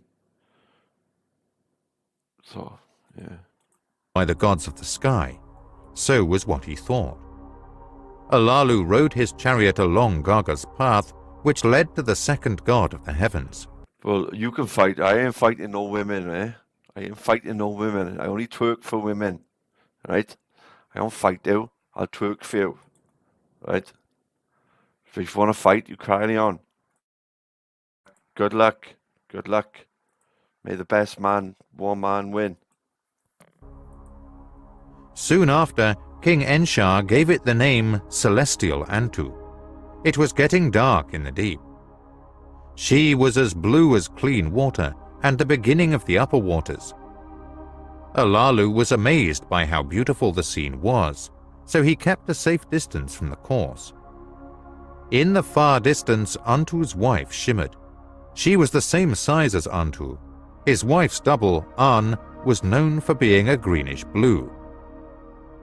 On its side, a dazzling host surrounded it, and they were given solid grounds. Alalu said goodbye to the two gods with love, but Garga's path was still unclear. It was showing its old master, for whom it used to be a counselor, how the course was changing for Anshar, the highest priest of the heavens. By the speeding chariot, Alalu could see how Anshar was pulling him in. The chariot was beautiful, with bright rings of colors. He quickly turned his eyes away from Alalu and toward that which shows the way. He saw the family's bright star in the faraway heavens, which was very... Remember, guys, it's all about the views! It's all about the views! Nobody's viewing you! Hundreds of fucking thousands of views! Oh, you got hundreds of thousands of views stuff! Oh. Unusual. After a terrifying sight, the truth came out. A giant monster, following its destiny, cast a darkening shadow on the sun. Its creator, Kishar, ate it up. The event was scary, and Alalu thought it was a bad sign. It was too big for the giant Kishar, who was the leader of the firm planets. Storms swirled around it, hiding its face, and colored spots moved around on it. The god in the sky was surrounded by so many people that it was impossible to count them all. Their ways were hard to deal with, and they kept going back and forth. A spell was cast on Kishar, sending out divine lightning bolts. As Alalu watched, his path got off track. His direction was unclear, and his actions needed to be clarified. Then the deep darkness disappeared, and Kishar continued on his destiny to the circuit. As it slowly moved, the sun's light lifted its veil, revealing the one from the beginning. Joy in Alalu's heart was not long-lasting. He knew that beyond the fifth planet was the most dangerous place. The hammered bracelet was in charge. It was waiting to be broken. It was made by hammering together rocks and boulders. The rocks worked together like orphans without a mother. They went back and forth following an old plan. Their actions were disgusting, and their ways were hard to understand. Nibiru's probing chariots ate them up like hungry lions. The valuable gold that was needed to stay alive. They didn't want to move. Alalu's chariot was going full speed toward the hammered bracelet. The fierce boulders had to be bravely faced in close combat. Alalu stirred up the firestones in his chariot even more, and he drove that which shows the way with steady hands. The scary boulders next to the chariot moved forward like an enemy coming to attack. Alalu fired a death-dealing missile at them from the chariot.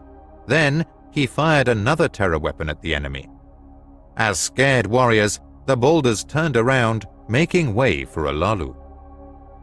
The hammered bracelet is like a spell that opens the door to the king. Even though Alalu was very deep and dark, the heavens were easy to see. He was not defeated by the bracelet's power. His mission did not end. In the distance, the sun's fiery ball, which was also its brilliance, was sending out rays of light toward Alalu. Before, it was a reddish-brown planet making its way around. It was the sixth of the gods of the sky. Alalu could only catch a glimpse of it as it moved quickly away from his path. The seventh object in the sky was the snow-colored earth. Alalu set his course toward the planet, and it was a very inviting... Louis, I gotta say, there's not a lot of love for you on the other channels. I don't know what you've been doing. You've been up to your old tricks again, Louis boy.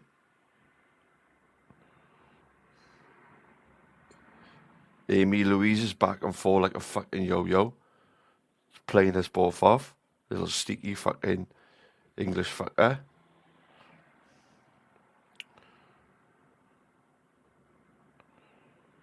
Girl, she get about.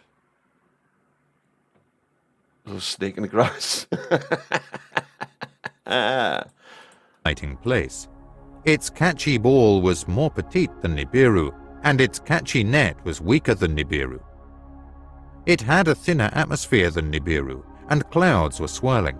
Below, the Earth is broken up into 3 regions. I don't know, if you guys got like multiple windows open and you're watching multiple streams, is that like the trend, or have you got like everybody's stream going at the same time? Is that like the new thing now? Like Snow white on top and bottom, with blue and brown in the middle. Alalu skillfully put the chariot's wings around the Earth's ball to make a circle.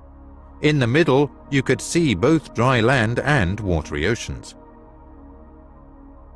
I have reached my goal. He told the insides of Earth to pick up on the beam that went straight down. He shouted with excitement. Gold, a lot of gold, was shown by the beam. It was under a dark area and in the water as well. With his heart racing, Alalu decided to think about, will he crash and die if he lets his chariot fall on the dry land? Should he go straight into the water, where he might sink into oblivion? How will he stay alive? Will he discover valuable gold? Alalu was not moving in the eagle's seat, and he gave the chariot to fate. The chariot moved faster because it was fully caught in the Earth's net. Its spread wings lit up. The air around Earth was like an oven. Then the chariot started to shake, making a terrible thunder sound. The chariot crashed suddenly, and all of a sudden, it stopped. Alalu couldn't move because the shaking and crash had made him lose his mind. Then he opened his eyes and saw that he was still alive. He had won and made it to the planet of gold. Now, here's what we know about the Earth and its gold. It tells about the beginning of... Louis, who are you talking to? Who are you talking to? I'm gonna have to get up on this fucking... I don't know. I'm not savvy. I'm not savvy enough, guys. I'm just not savvy.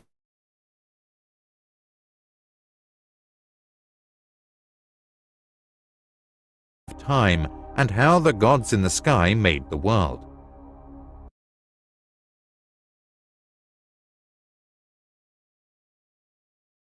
When it all started in the above, there were no gods in the heavens, it's not happening, like. And in the below, Ki, there was no name for the firm ground.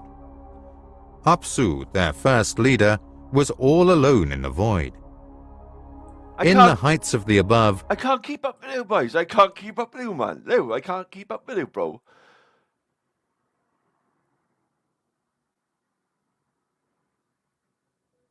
Alice, we're gonna have to come. We're gonna have to learn this together, love.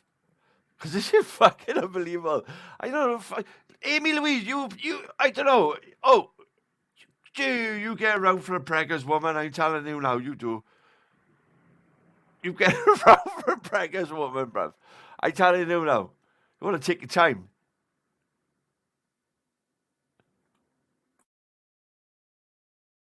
There were no celestial gods yet, and in the depths of the below there were no celestial gods either.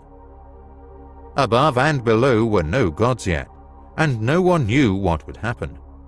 No reeds had grown yet, and there was no marshland. Apsu ruled the void all by himself. Then his winds mixed the waters of the beginning, and Apsu cast a divine and clever spell over the waters. He slept soundly in the deep of the void. Tiamat, the mother of everything, became his wife. She, indeed, was a mother from heaven and a watery beauty. Apsu's little Mumu then gave birth next to him, and he gave Tiamat a gift to bring to him as his messenger. Only she can have a gleaming metal, gold, that lasts forever. Apsu gave this beautiful gift to his wife. Then their waters mixed, and they had divine children to bring into the world. The Celestials were created in both male and female forms. Lamu and Lahamu were their given names. Apsu and Tiamat constructed a house below. Anshar and Kishar were created in the waters of the above when they were older and taller. They were taller than their older brothers. The two were created to be a celestial couple, and they had a son named An in the faraway heavens. He was their scion. Then Antu was brought out, who was An's equal and would be his wife. Their house was built on the outskirts of the upper waters. This is how, below and above, 3 heavenly couples were created in the depths. They were known as Apsu's family because Mumu and Tiamat were among them. Nibiru had yet to be seen. The earth had to be created first. The holy waters had become entangled, and even a hammered bracelet couldn't separate them. Not all of the circuits had been completed. The fates of the gods had yet to be determined. The Celestials got together, but they did strange things. Tiamat was upset and angry because she couldn't sleep on their journey to Apsu. She gathered a large crowd to march alongside her. She gave birth to a people who roared and fought against Apsu's sons. She had 11 of these babies. She made Kingu the group's firstborn and leader. When the gods of the sky learned about it, they convened a council meeting. She promoted Kingu to the rank of an An and gave him the order. They exchanged words. She placed a tablet of destiny on his chest, completing his circuit. She told her son Kingu to fight the gods, but who would stand up to Tiamat? Each god inquired of the other. No one from their group stepped forward, and no one was going into battle with a weapon. In the midst of the deep, a god was born. He was born in a location known as the Chamber of Fates. He was created by an artist and was the sun's son. The god quickly abandoned his family in the deep where he was born. He brought the seed of life, a gift from his creator. He set his sights on the void. He was looking for a new direction in his life. Antu was always on the lookout and was the first to spot the wandering celestial. His body was appealing and he shone. His walk was regal and the way he moved was magnificent. He was the most powerful of all the gods, and his circle was more extensive than theirs. Antu was the first to notice him, even though her child had never sucked at her breast. "Come join my family. Allow me to become your mother." She mentioned his name. She cast her net and made him feel at ease. His path was appropriate for the job. Her words made the newcomer proud, and her caring about him made him arrogant. His head doubled in size, and 4 things sprouted from his sides. He moved his lips in agreement, and a holy fire began to burn from them. He turned to face Antu, about to show An his face. When An saw him, he exclaimed, "My son, my son. You will be responsible for something, and a host will be your servant. Let your name be Nibiru, because crossing will be remembered forever." When Nibiru passed by, he bowed to him and turned his back. He cast his net for Nibiru's 4 servants and caught them. His hosts are the south wind, north wind, fast wind, and west wind. With a joyful heart, Anu told his ancestor Anshar about Nibiru. When Anshar's messenger Gaga heard this, he sent words of wisdom to An to assign a task to Nibiru's people. He told Gaga to say what was on his mind. That Tiamat, the woman who gave birth to us, now despises us. She has organized a group of people who want to fight, and she is furious. Her 11 warriors and children fight alongside her against the gods. She piled Kingu on top of them and scribbled a fate on his chest for no apparent reason. No god can withstand her poison. She has made us all fear her. Allow Nibiru to become our assailant. Let him defeat Tiamat and save our lives. Decide what will happen to him, and then let him face our formidable foe. He went to Gaga. He bowed before him and repeated Anshah's words. He told Nibiru what his ancestor said and what Gaga said to him. Nibiru was taken aback by the words. Based on what he had heard, he imagined the mother whose children would eat her alive. He addressed An and Gaga. Without saying anything, his heart told him to go fight Tiamat. He stated, "If I am to defeat Tiamat and save your lives, I must gather the gods and declare that my destiny is supreme. Let all the gods agree in council that I should be in charge, and that they should obey my commands." When Lamu and Lahamu heard this, they cried out in agony. The request was strange, and no one knew what it meant. The fate-deciding gods communicated with one another, so they informed me. They were all in agreement that Nibiru would be their avenger, and that he would have a wonderful life. Nobody will be able to argue with your rules from now on. None of us gods will go beyond your boundaries, they told him. Nibiru, go be our avenger. They carved out a princely path for him to take to Tiamat. They blessed Nibiru and bestowed upon him powerful weapons. Anshah also brought the evil wind, the whirlwind, and the matchless wind from Nibiru. Kishah's body was engulfed in flames, and he held a net around Tiamat. As a result, Nibiru set a direct course for Tiamat and prepared for battle. Now, let's look at what happened during the celestial battle. How the earth got its lead, and what will happen to Nibiru. The Lord went out and did his assigned task. He turned to face the raging Tiamat and cast a spell. He put on the pulsar and the emitter to protect himself. His crowned head glowed with a terrifying light. The smiter was on his right and the repeller was on his left. Like a storm, he sent out his 7 helpers, the winds. He dashed toward Tiamat, who was enraged and yelling for a fight. The gods surrounded him, but they did not follow him. He was going forward to get a better look at Tiamat and her entourage, the plan devised by Kingu, the leader of her host. He lost his sense of direction, got off track, and didn't know what to do when he saw brave Kingu. Tiamat's group was completely surrounded, and they trembled in terror. Tiamat shook down to her roots and let out a mighty roar. She cast a spell and surrounded him with her charms on Nibiru. They both agreed on something, and the fight began. Tiamat and Nibiru came face to face and moved in opposite directions. As the battle approached, they decided to fight on their own. The Lord spread his net and threw it in an attempt to catch her. Tiamat screamed like she was insane in rage. She had gone insane. Nibiru pushed the evil wind from behind him in front of her and let it go. She attempted to swallow the evil wind, but could not close her mouth.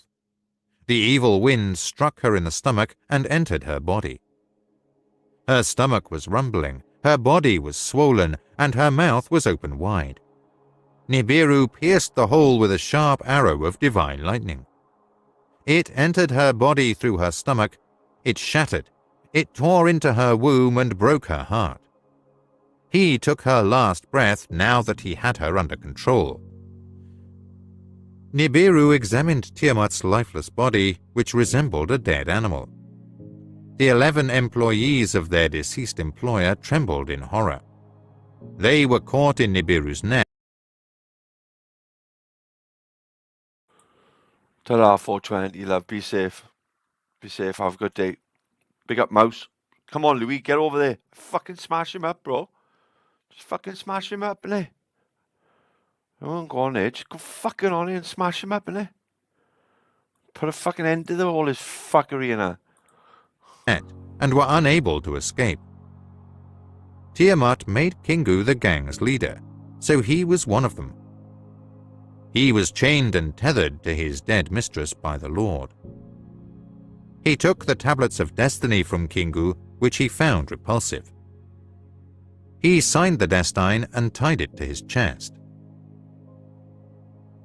The rest of Tiamat's troop became prisoners in his web. He trod on them, breaking them up into small bits. He connected them to his circuit and led them back to the course to turn around. Nibiru then fled the area where the combat had taken place, to the gods, who sent him to inform them of their victory. Nibiru passed on and onto on his way to the abode in the deep. He circled Apsu, visiting Kisha and Anshar along the way. He proceeded to tell the others after Gaga came out to greet him. He next considered what would happen to Tiamat, who was no longer alive, and Kingu. Lord Nibiru returned to Tiamat, whom he had tamed. He found her, glanced at her dead body, and then walked away. A deception was devised to divide the monster in his heart.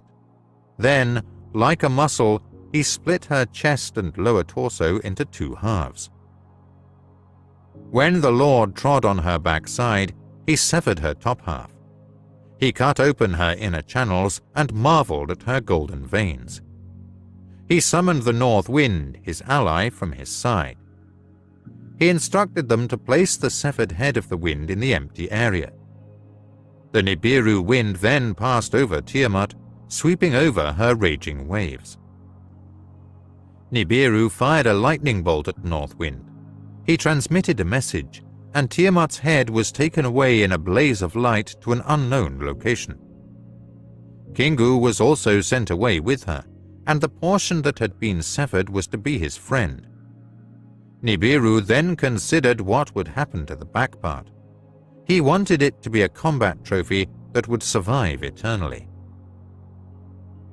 The battleground to be enshrined serves as a permanent reminder. He used his mace to sever the horse's back. They then strung them all together to form a hammered bracelet. He secured them as watchmen by locking them together, a firmament to keep the waters separate from the waters. Nibiru has created beautiful works of art by separating the upper waters above the firmament from the lower waters. The Lord then crossed the heavens to examine the area, taking measurements from Apsu's quarters to Gaga's dwelling. He then stared at the deep, Nibiru's rim and his birthplace. He paused for a moment to reflect before returning to the battleground, the firmament. He resented traveling through Apsu's country and remembering the sun's departed spouse. He focused his attention on Tiamat's wounded side and her upper body. Her treasure from the wounds, the life fluids, continued to flow. The rays of the sun were reflected in her golden veins. Then Nibiru realized his creator's birthright, the seed of life. He gave Tiamat the seed when he crushed and tore her apart. With your warm beams you can heal the injured, he told Apsu. Give the broken part new life in your family as your future daughter. Gather the rivers in one place and let the stable ground arise. Firm land, please call her Ki from now on. Apsu listened carefully when Nibiru stated, Let the earth join my family, Ki, firm land of the below. Let earth be her name from now on. Apsu said, Allow her to remain there by turning. I will provide her with healing rays throughout the day. Allow Kingu to be a creature of the night, and I will make him the moon for all time, Earth's friend. Nibiru, Apsu's words were heard with delight. He studied the areas as he flew through the heavens. He bestowed permanent positions on the gods who raised him. None of their circuits were designed to be broken or to fall short of each other. He strengthened the heavenly locks and gates on both his established sides. He chose an outermost residence that was sized beyond Gaga. He pleaded with Apsu to declare that the grand circuit would be his destiny. Every deity called out from their thrones, "Let Nibiru's power be surpassed. Let the sun's sun indeed be the brightest of the gods." Before leaving his apartments, Apsu gave his approval. "Nibiru, whose name means crossing, will preside over the union of heaven and earth. The gods will not pass through anything above or below him. He will occupy the center and serve as the god's shepherd. His circuit will always be one Shah. That is his destiny." This is the narrative of how the olden times began, as well as the period known as the Golden Era in the annals, and how expeditions from Nibiru were dispatched to Earth to acquire gold. It all started with Alalu's flight from Nibiru. Alalu infused much of what he had learned with extraordinary insight. His forefather Anshargal gathered excellent knowledge about the heavens and circuits. Anshar significantly improved their knowledge. Alalu received considerable knowledge from it. He talked with intelligent men and sought guidance from savants and commanders. Alalu had this knowledge because he had studied about the beginning. The gold on the hammered bracelet served as confirmation. The gold in Tiamat's hammered bracelet was the indicator. With thundering claps, Alalu triumphantly landed on the planet of gold in a chariot. He used a beam to scan the surroundings for his whereabouts. Hello, a chariot came down to Earth and landed on the edge of a vast marsh. He changed into a fish suit and an eagle helmet. He then unlocked Chariot's hatch, pausing to consider. The heavens were blue-white and the earth was dark. There was silence and no one to greet him. He stood alone in a strange world, perhaps from Nibiru, exiled forever. He lowered himself to the ground and trod on the dark-colored earth. Hills in the distance could be seen, and many forests nearby. He stepped into one of the wetlands in front of him. He trembled as he felt the chill of the marsh's waters. He returned to solid ground and found himself alone in an unfamiliar world. He was seized with thoughts, aching for his bride and children. Had he been exiled from Nibiru forever? He couldn't stop wondering about it. He quickly returned to the chariot with food and drink to keep himself alive. Then, thanks to profound sleep, he awoke from a deep nap. He couldn't remember how long he'd slept or what had woken him up. Outside, there was a dazzling light and an unseen glow on Nibiru. He took a tester-equipped pole from the chariot. It consumed the planet's air, proving its compatibility. After opening the chariot's hatch, he inhaled deeply. He inhaled again, then another, then another. The air in Ki was suitable. Alalu clasped his hands and sang a happy tune. He perished without a fish suit or an eagle helmet. The sun's rays were blinding, and the brightness outside was overwhelming. He returned to the chariot with an eye mask. He took up the sword he was carrying and the expensive sampler. He was on the dark-colored earth where he had stepped. He made his way toward the marshes, whose water was a dark greenish. Alalu took a pebble from the swamp's edge and tossed it into the area. As he moved across the marsh, he noticed the fish-filled streams below. He lowered the sampler into the swamp and considered the filthy waters. Alalu was devastated to find that the water was unsafe to drink. He pulled a U-turn and went for the hills away from the marshes. As he proceeded through the foliage, he passed through shrubs and trees. Because of the number of fruit-bearing plants, the area resembled an orchard. As the pleasant perfume of the fruit enticed Alalu, He placed it on his lips. The sweeter the flavor, the more delicious the fragrance. Alalu was delighted with joy. Alalu was walking away from the sun's rays toward the hills he had chosen. He felt moisture under his feet among the branches, indicating the presence of water nearby. He planned his route toward the dampness. There was a still pool of water and a pond in the woods. He lowered the sampler into the pond since it was safe to drink. Alalu couldn't stop himself from laughing. There was fruit and fish, and the water was drinkable. Alalu knelt, cupped his hands together, and drew water to his mouth. The water became cold, and the water from Nibiru had a distinct flavor. He drank again, then split in two, terrified. He heard a hissing sound and saw a writhing body alongside the pool. He grabbed his weapon and fired a flash of light toward the hissing. Both the moving and hissing stopped. Alalu approached the threat to examine it. Nibiru's sight has never been seen, but the bizarre sight of the lifeless creature with its slithered body lying immobile and lacking any hands or feet was that of a rope. It was a creature from another world. Its little head was ornamented with fierce eyes, and a lengthy tongue protruded from its mouth. Alalu reflected on himself. Was it the orchard's keeper? Was it the water's master? He doubted himself. He was carrying water in his flask and moving while keeping a lookout for the chariot. He also gathered some excellent fruits before setting off for the chariot. When he arrived at the chariot, the sun's brightness had faded, and darkness had taken its place. Alalu was taken aback by how short the day had been. An astonishing lightness was developing on the horizon from the direction of the marshes. A bright white ball was rapidly rising in the sky. He had now seen Kingu, Earth's mate. The planets and their circuits, the hammered bracelet, Ki, the Earth, and Kingu, its moon, were constructed and named.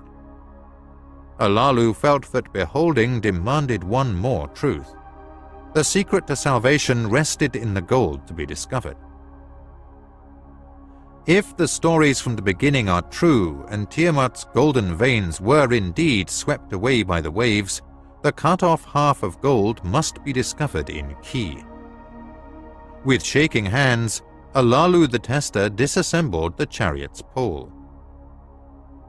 As they eagerly anticipated the approaching daybreak, the fish's outfit was put on with trembling hands. He walked out of the chariot and onto the marshes at first light. He waded the tester deeper into the waters he had introduced. As his heart thumped in his chest, he attentively examined its illuminated visage. The tester showed its findings in the water's composition, represented by symbols and numbers. "There is gold in the seas," the tester said, and Alalu's heart stopped.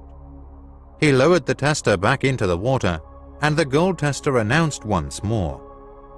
Alalu took a step forward, wobbly on his legs, before continuing into the marshes. "Nibiru's destiny is now in my hands," declared Alalu proudly. He returned to the chariot, removed the fish disguise, and took his seat as commander. The tablets of destinies are aware of all the circuits. He connected to Nibiru's circuit to decide the direction. He summoned the speaker of words to deliver the words to Nibiru. Then he spoke the words of Nibiru. He was described as follows. In his words, the great Alalu addresses Anu on Nibiru. In another world, I discovered the gold of salvation.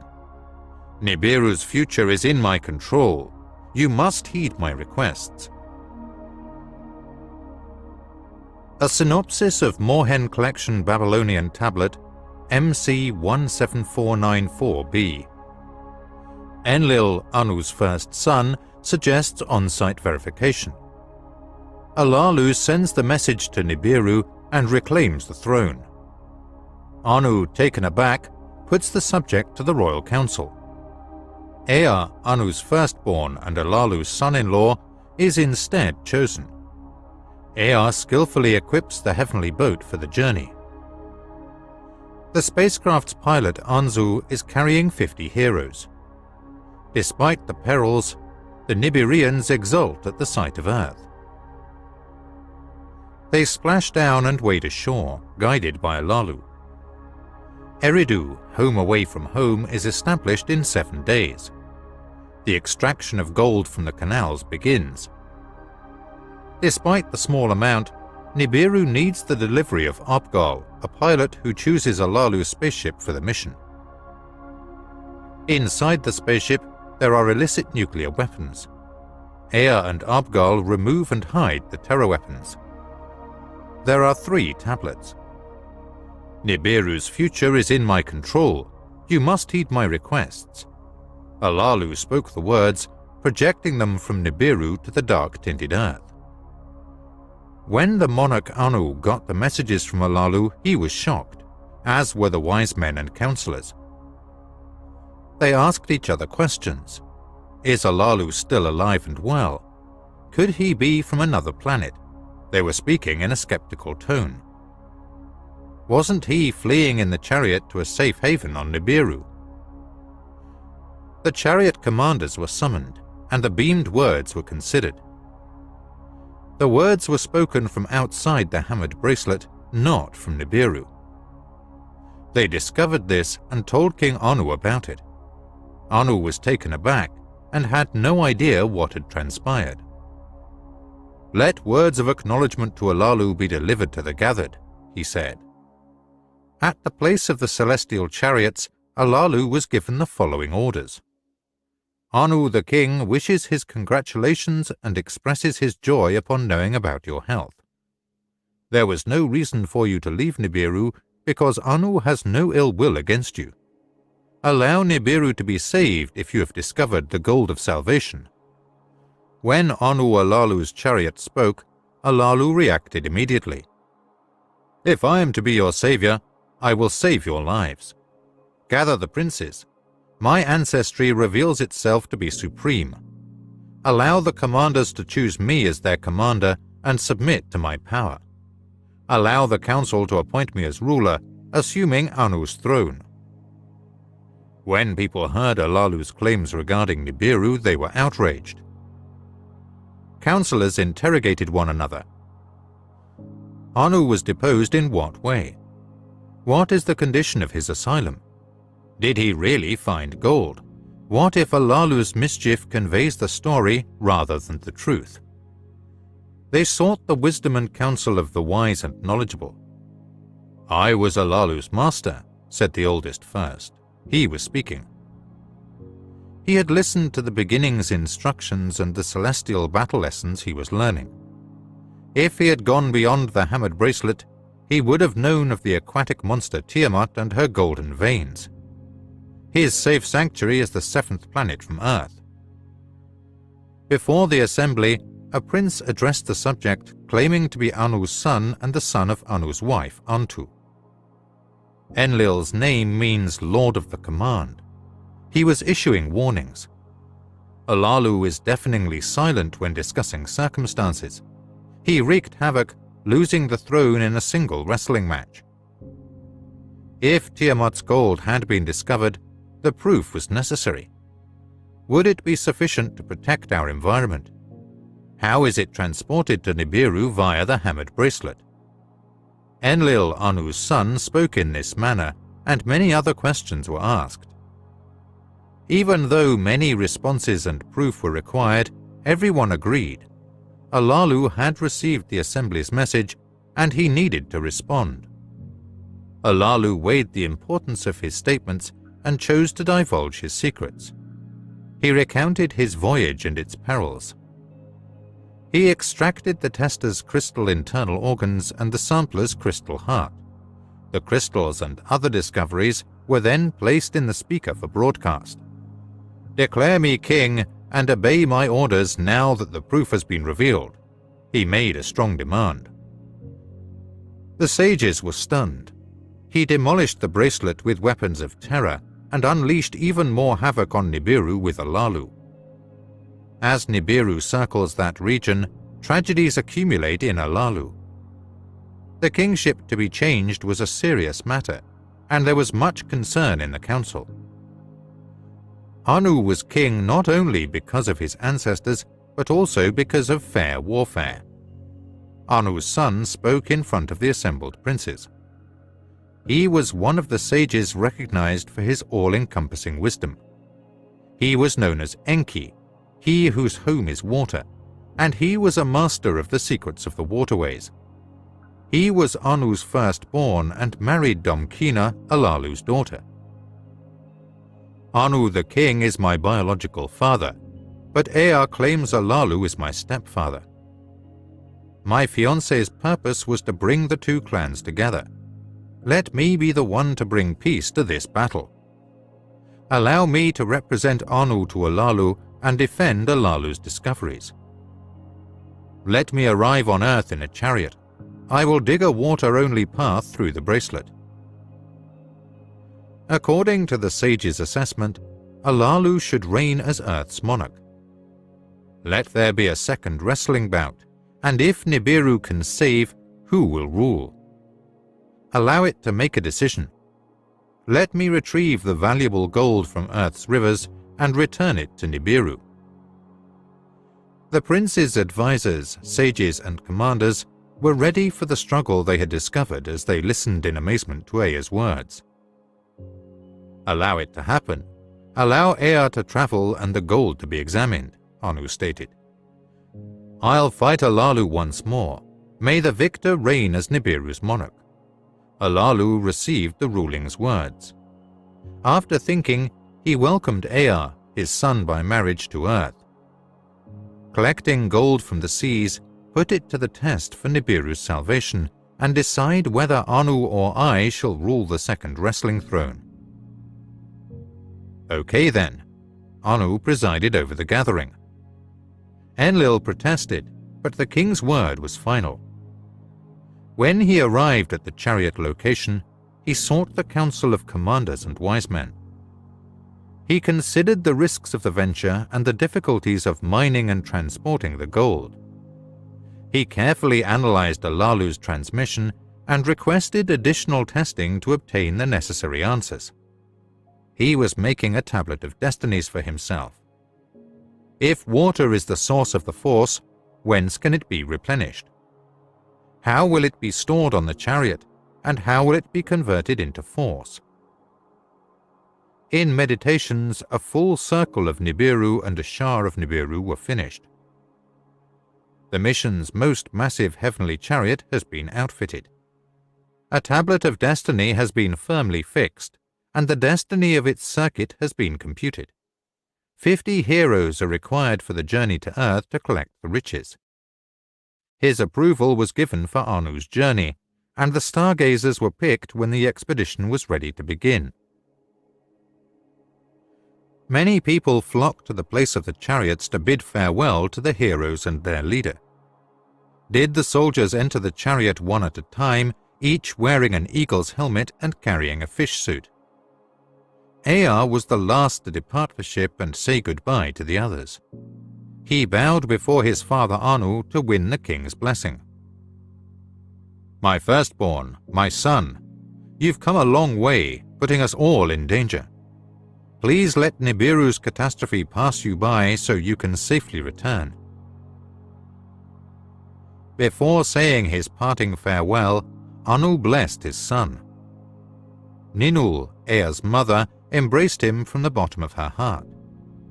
Why did you give him a restless heart after Anu gave me you as a son? Return safely across the perilous path, she spoke to him. Ea kissed Damkina, his wife, without saying anything. Enlil and his half-brother were holding hands. He wished him prosperity and good fortune. Now that the journey to the seventh planet has been narrated, the narrative of the fish god who rose from the sea may begin. Ea, the chariot, arrived with a heavy heart to carry out his orders. Anzu drove the chariot, not Ea, and Anzu sat in the commander's seat. His name meant "he who knows the heavens," and he was picked specifically for the position. He was a prince among princes, claiming royal ancestry. He skillfully steered the celestial chariot as it rose forcefully toward the distant sun, guided by Nibiru. Chariot traveled 10 leagues, 100 leagues, and 1,000 leagues. They were welcomed by little Gaga, who was also greeting the heroes. It gave blue-tinted guidance to the charming enchantress Antu. Anzu was drawn in by her appearance. "Let's explore her oceans," Anzu is speaking. "It's a world with no turning back," Ea said emphatically, continuing to talk without hesitating. The chariot continued its journey toward the solar system's third planet. His moon's entourage was twirling around him while Anu lay next to him. Water was evident in the tester's beams, indicating where Ea should stop if necessary. Ea proclaimed he would lead the way to Anshar, the highest prince of heaven, to continue the journey. They quickly became conscious of Anshar's magnetic pull, appreciating his ring of terror's various colors. Anzu, the chariot guide, deftly avoided the lethal threats. The massive Kishar was the second definite planet discovered. Her net had a strong pull, but Anzu the chariot reversed direction with incredible skill. Kishar thrusts in wrath at the flashes of the holy lightning chariot, her host thrusting at the unwanted.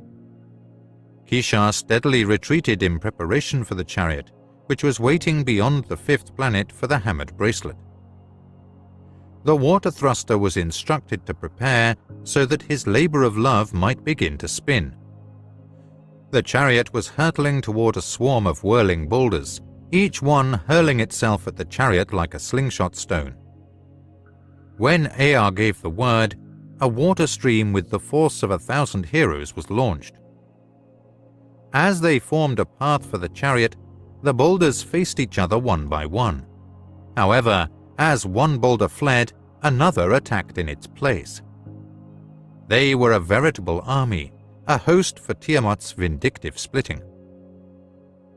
Ea repeatedly told the water thruster to keep spinning, repeatedly directed streams of water at the swarm of stones, repeatedly made the boulders' faces alter, allowing the chariot to pass. The chariot could proceed without incident once the path was clear. The heroes let out a joyous yell, which was heightened by the emergence of the sun. Amid Anzu's excitement, the alert went off. For the way to having fashioned, excessive waters were eaten. Waters were insufficient to keep the chariot's flaming stones hydrated for the rest of the journey. They could see the sun's rays reflected in the 6th planet's profound darkness. He was asking for Anzu. Enki is assisting Lamu, who has water. Do you want to ride the clown chariot over there? Anzu, the chariot, maneuvered it deftly toward Lamu, reaching the celestial god and forming a circle around it. Anzu believes that the planet's attraction is too easy to handle, and that its network could be more robust. Lamu was a sight to behold. It was multicolored with pure white stones and headgear. It had a reddish center surrounded by dazzling streams and lakes. The chariot, piloted by Anzu, paused traffic and plummeted alongside a lake. While wearing their eagle's helmets, Ea and Anzu strayed to the solid ground. At the command, the heroes That Which Water Sucks expanded the chariot, filling its interior with lake water. While the chariot drank its fill of water, Ea and Anzu inspected the place. Tester and Sampler uncovered everything that mattered. The waters were okay to drink, but the air was insufficient. All of this was recorded in the chronicles of the chariot, and the cause for the diversion was explained. After regaining vigor, the chariot ascended to compassionate Lamu's farewell salutation. Beyond, the 7th planet was circling. Earth and its companion, the chariot, were calling. In the commander's chair, Anzu and Ea remained mute.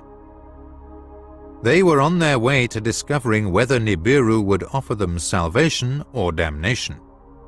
The chariot must be slowed, or it will perish in Earth's dense atmosphere, Anzu informed Ea. Make leisurely circles around the moon, Earth's friend, he was proposed to by Ea. They circled the moon, prostrate and scarred by the celestial battles destroyed Nibiru. As a result, the chariot slowed as it reached Anzu, the seventh planet. He drew the chariot in a circle twice the size of the Earth, and then gradually drew it closer to the firm land. The planet was 2/3 snow-colored with a black center. They could see the firm lands and oceans while looking for the signal beacon from Alalu. Alalu's signal was sent whenever an ocean met the dry ground, and the wetlands absorbed 4 rivers. Because it was so vast and heavy, the chariot belongs in the marshes, Anzu made a remark. Because the Earth's tugging net is too strong, the dry ground cannot descend, Anzu informed Ea. Splash down, splash into the waves of the ocean, Ea to Anzu screamed. Anzu drove his chariot around the Earth one more time before carefully lowering it to the water's edge.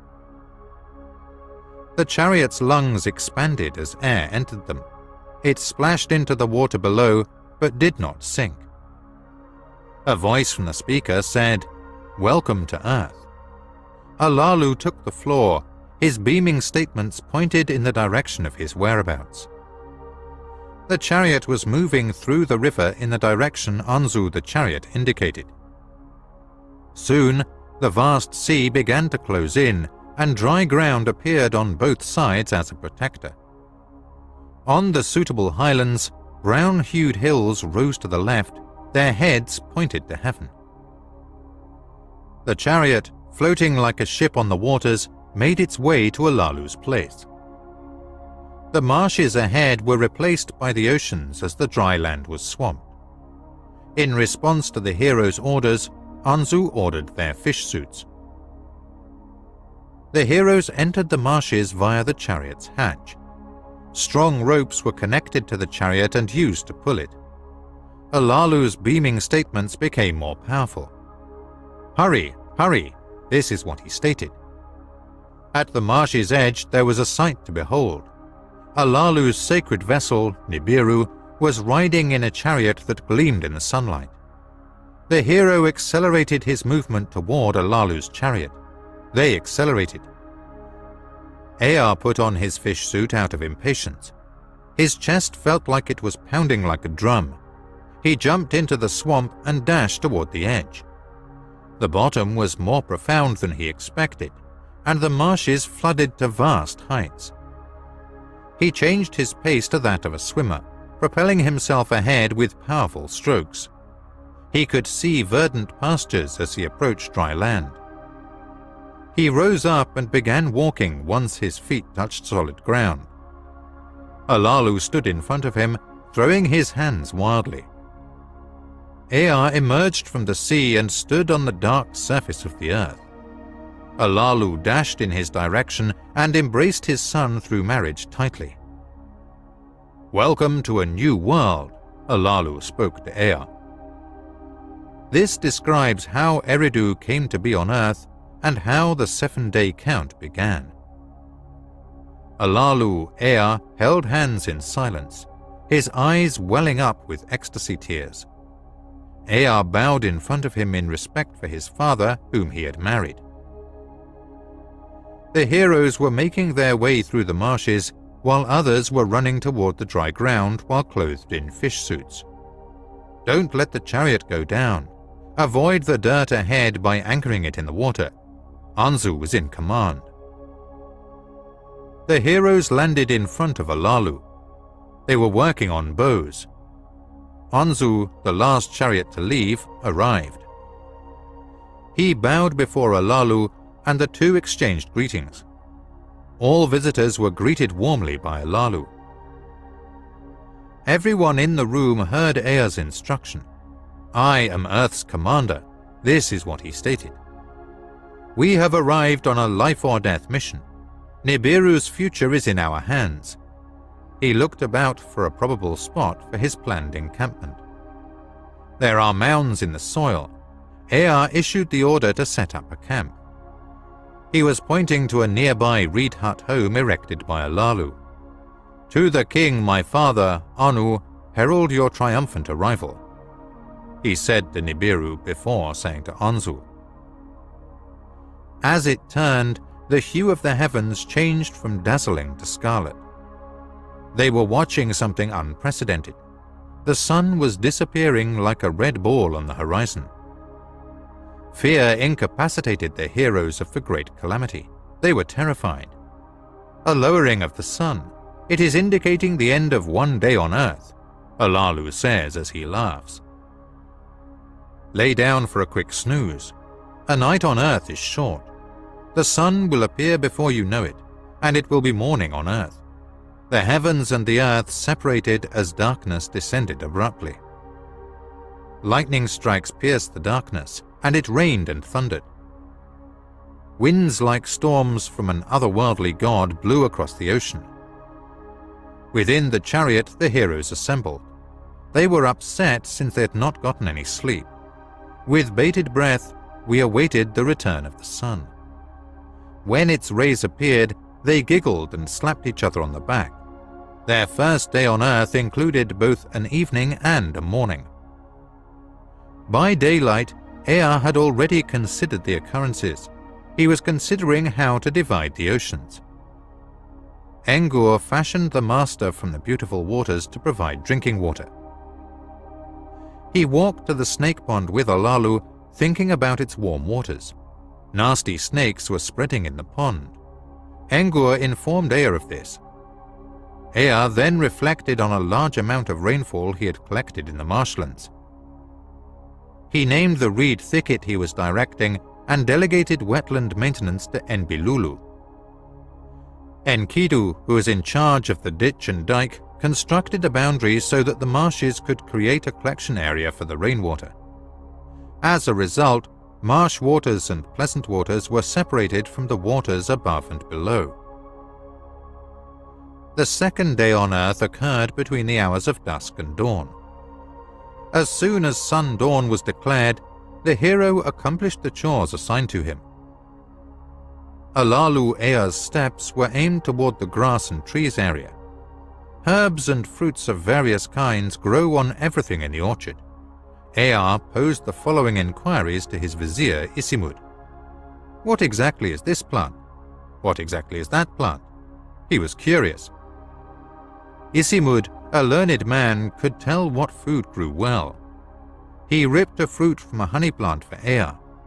In his remarks to Ea, he ate one fruit and Ea ate one fruit. The hero, the guru, is given power over the food that grows due to his excellent reputation.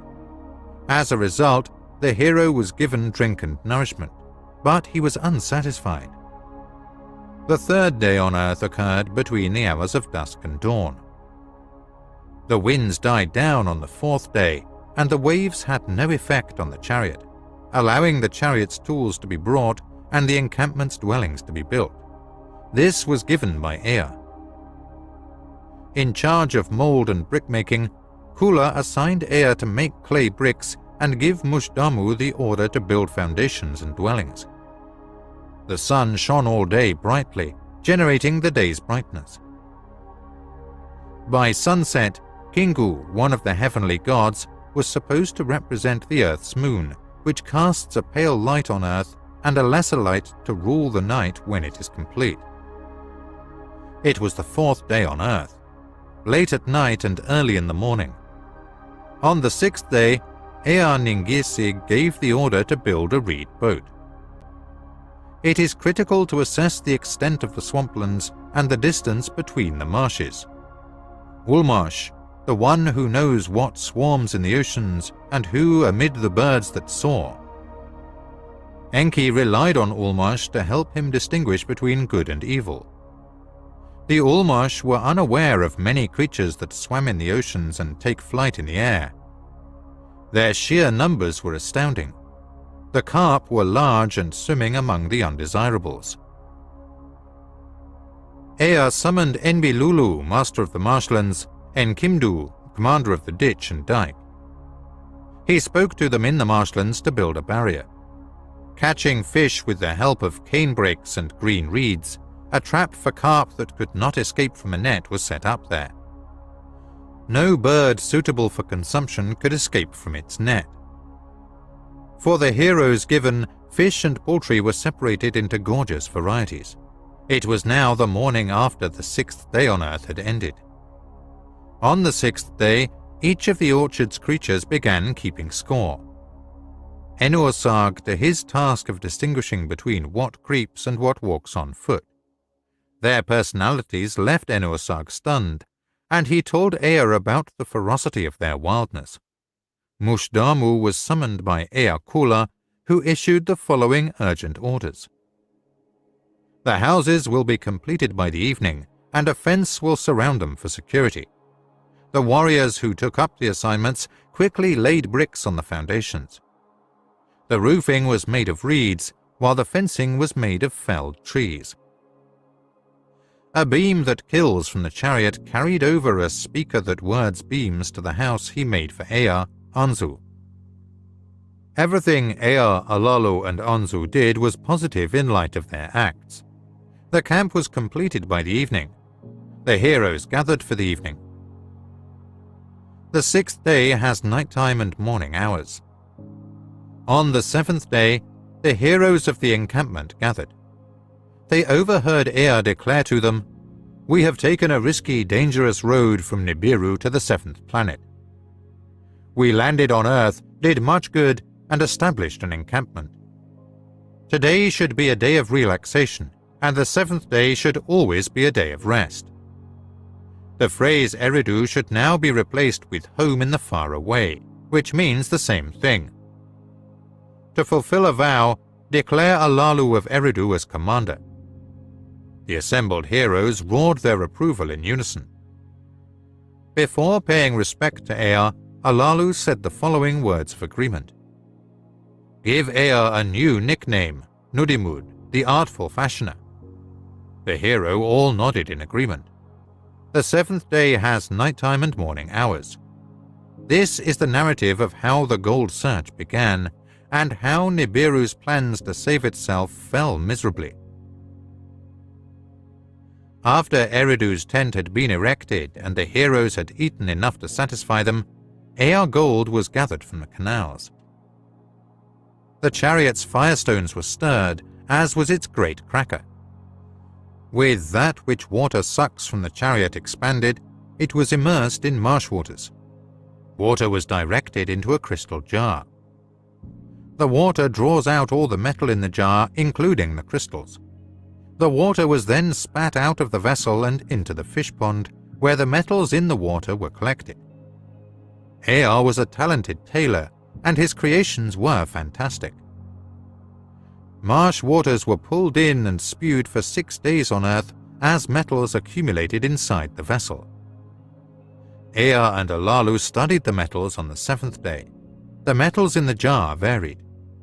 There was plenty of copper and iron, but gold was scarce. In the chariot was another vessel, another work of art by Nudimud. After being split into numerous categories, the metals were delivered ashore one by one. As a result, the heroes must work for 6 days straight before taking a day off. Over 6 days, the crystal bowls were filled and emptied. On the 7th day, metals were counted. There were also copper, iron, and other metals, and the gold was collected in the most miniature mound. During the night, the moon waxed and waned. The month made its circuit call. It declared the 7th day, a day of rest, by its half-crown when the month began, as its 6 days of sparkling horns signified. The moon was seen halfway through its fullness. After that, it shrank. The moon's orbit aligned with the sun's path, revealing the Earth's face. The moon's motions captivated Ea, Ki's attachment to Kingu. He pondered, what was the purpose of the attachment, and what divine sign did it convey? Month referred to Ea as the moon's circuit, and Month named its circuit. The rivers separated in the chariot for a month and 2 months. The sun gave Earth a new season every 6 months. Ea named winter and summer.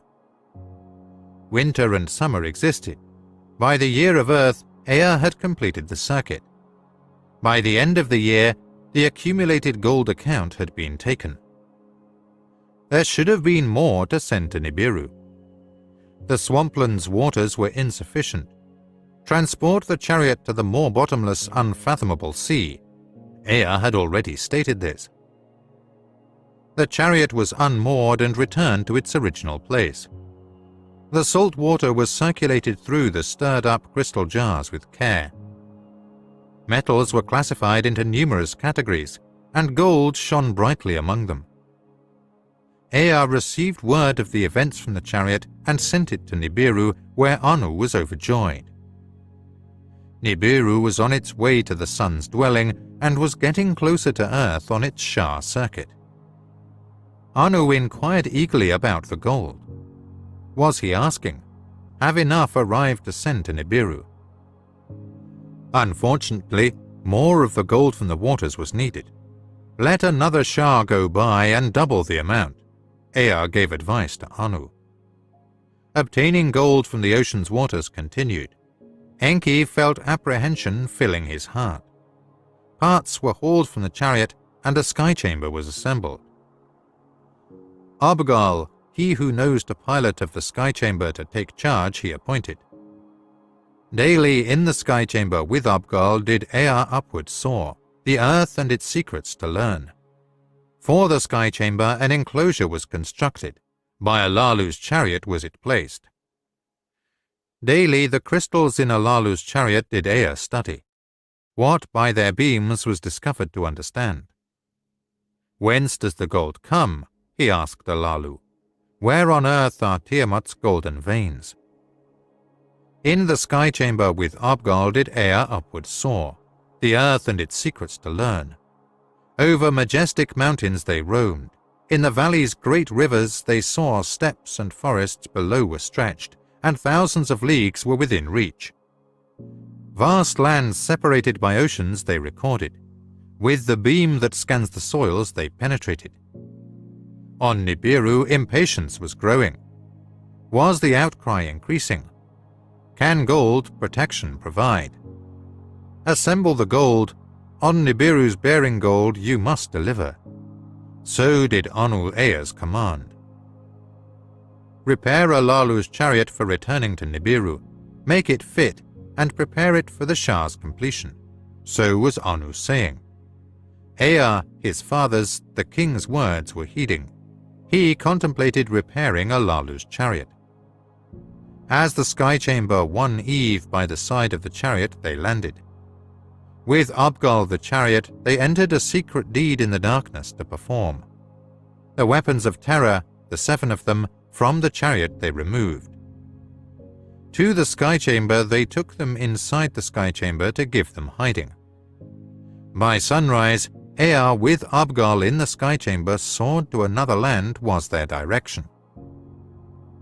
There, in a secret place, did Ea the weapons hide. In a cave, a place unknown, he stored them. Then to Anzu Ea words of command gave. To repair Alalu's chariot he directed. For returning to Nibiru to make it fit, by the Shah's completion to make it ready. Anzu, in the ways of chariot, is exceptionally skilled in the task his labors set. He made its thrusters hum again, its tablets he contemplated. The absence of the weapons of terror he soon discovered. With anger, Anzu cried out. Ea of their hiding away explained. Forsworn is the weapon's use, Ea was saying. Neither in the heavens nor on firm lands shall they ever be harnessed. Without them, no passage through the hammered bracelet is safe. Without them, without water thrusters, the danger is endurance surpassing. Anzu is speaking. Alalu of Eridu, the commander, the words of Ea considered. To the words of Anzu heed he gave. The words of Ea by the council of Nibiru are attested, Alalu was saying, but without the chariot's return, Nibiru shall be doomed. Abgal, who knows to pilot boldly toward the leaders, stepped forward. I shall be the pilot. The dangers I shall valiantly face, he was speaking. Thus was the decision made. Abgal shall be the pilot, and Anzu on earth shall stay. On Nibiru, the stargazers, the destinies of the celestial gods contemplated, an opportune day they were selecting. Into Alalu's chariot basketfuls of gold were carried. The forepart of the chariot Abgal entered, the commander's seat he occupied. From the chariot of Enki to him Enki's tablet of destiny gave. Shall be that which shows the way for you. By the opened pathway you shall find. The chariot's firestones Abgal stirred up. Their hum-like music was enthralling. He enlivened the chariot's great cracker, a reddish brilliance it was casting. Enki and Alalu, the multitude of heroes, were standing around saying farewell to him. They were bidding. Then the chariot with a roar heavenward rose, to the heavens it ascended. To Nibiru words of the ascent were beamed. There was much expected of Nibiru. Synopsis of the fourth tablet. The Nibirians hail even the small gold delivery tests of gold's use as an atmospheric shield succeed. Additional heroes and new equipment are sent to Earth. Gold extraction from the water continue to disappoint. Ea discovers gold sources that need deep mining in the Abzu. Enlil, then Anu, comes to Earth for crucial decisions. As the half-quarrel brothers' lots decide the tasks. Ea, renamed Enki, Earth's master, goes to the Abzu. Enlil stays to develop permanent facilities in the Edid. As Anu prepares to lease, he is attacked by Alalu. The seven who judge sentence Alalu to exile on Lamu. Anu's daughter Ninma, a medical officer, is sent to Earth. Stopping off at Lamu, Mars, she finds Alalu dead. A rock carved to resemble Alalu's face serves as his tomb. Anzu is given command of a way station on Lamu.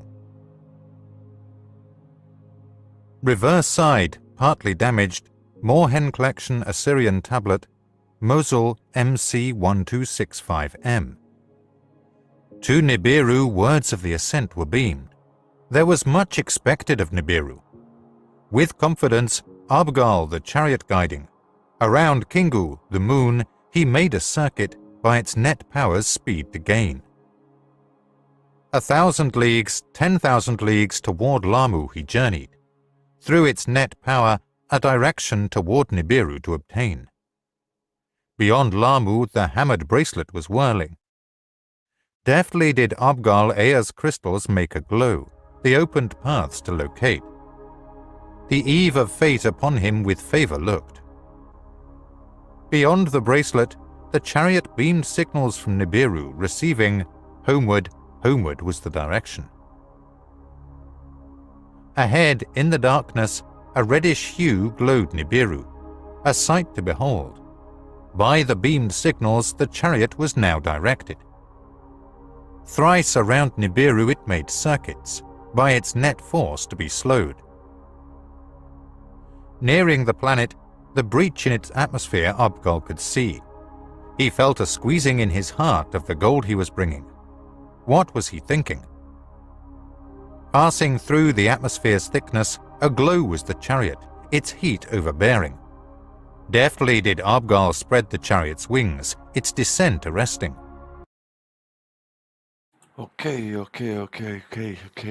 That is so funny, you are. John, shaky trippers is like what you should do every time you have a piss. Nothing to do with women's piss flaps, bro. It's just a man thing. It's etiquette, isn't it? Right? But I gotta go, guys. I gotta do something with my little. I'm not gonna let this roll because it's only.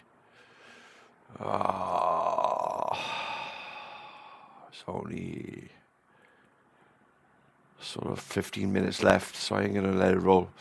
I gotta go and sort something out. So you have to allow me. Much love, and I'll catch up with you all pretty soon. Have a good day, guys.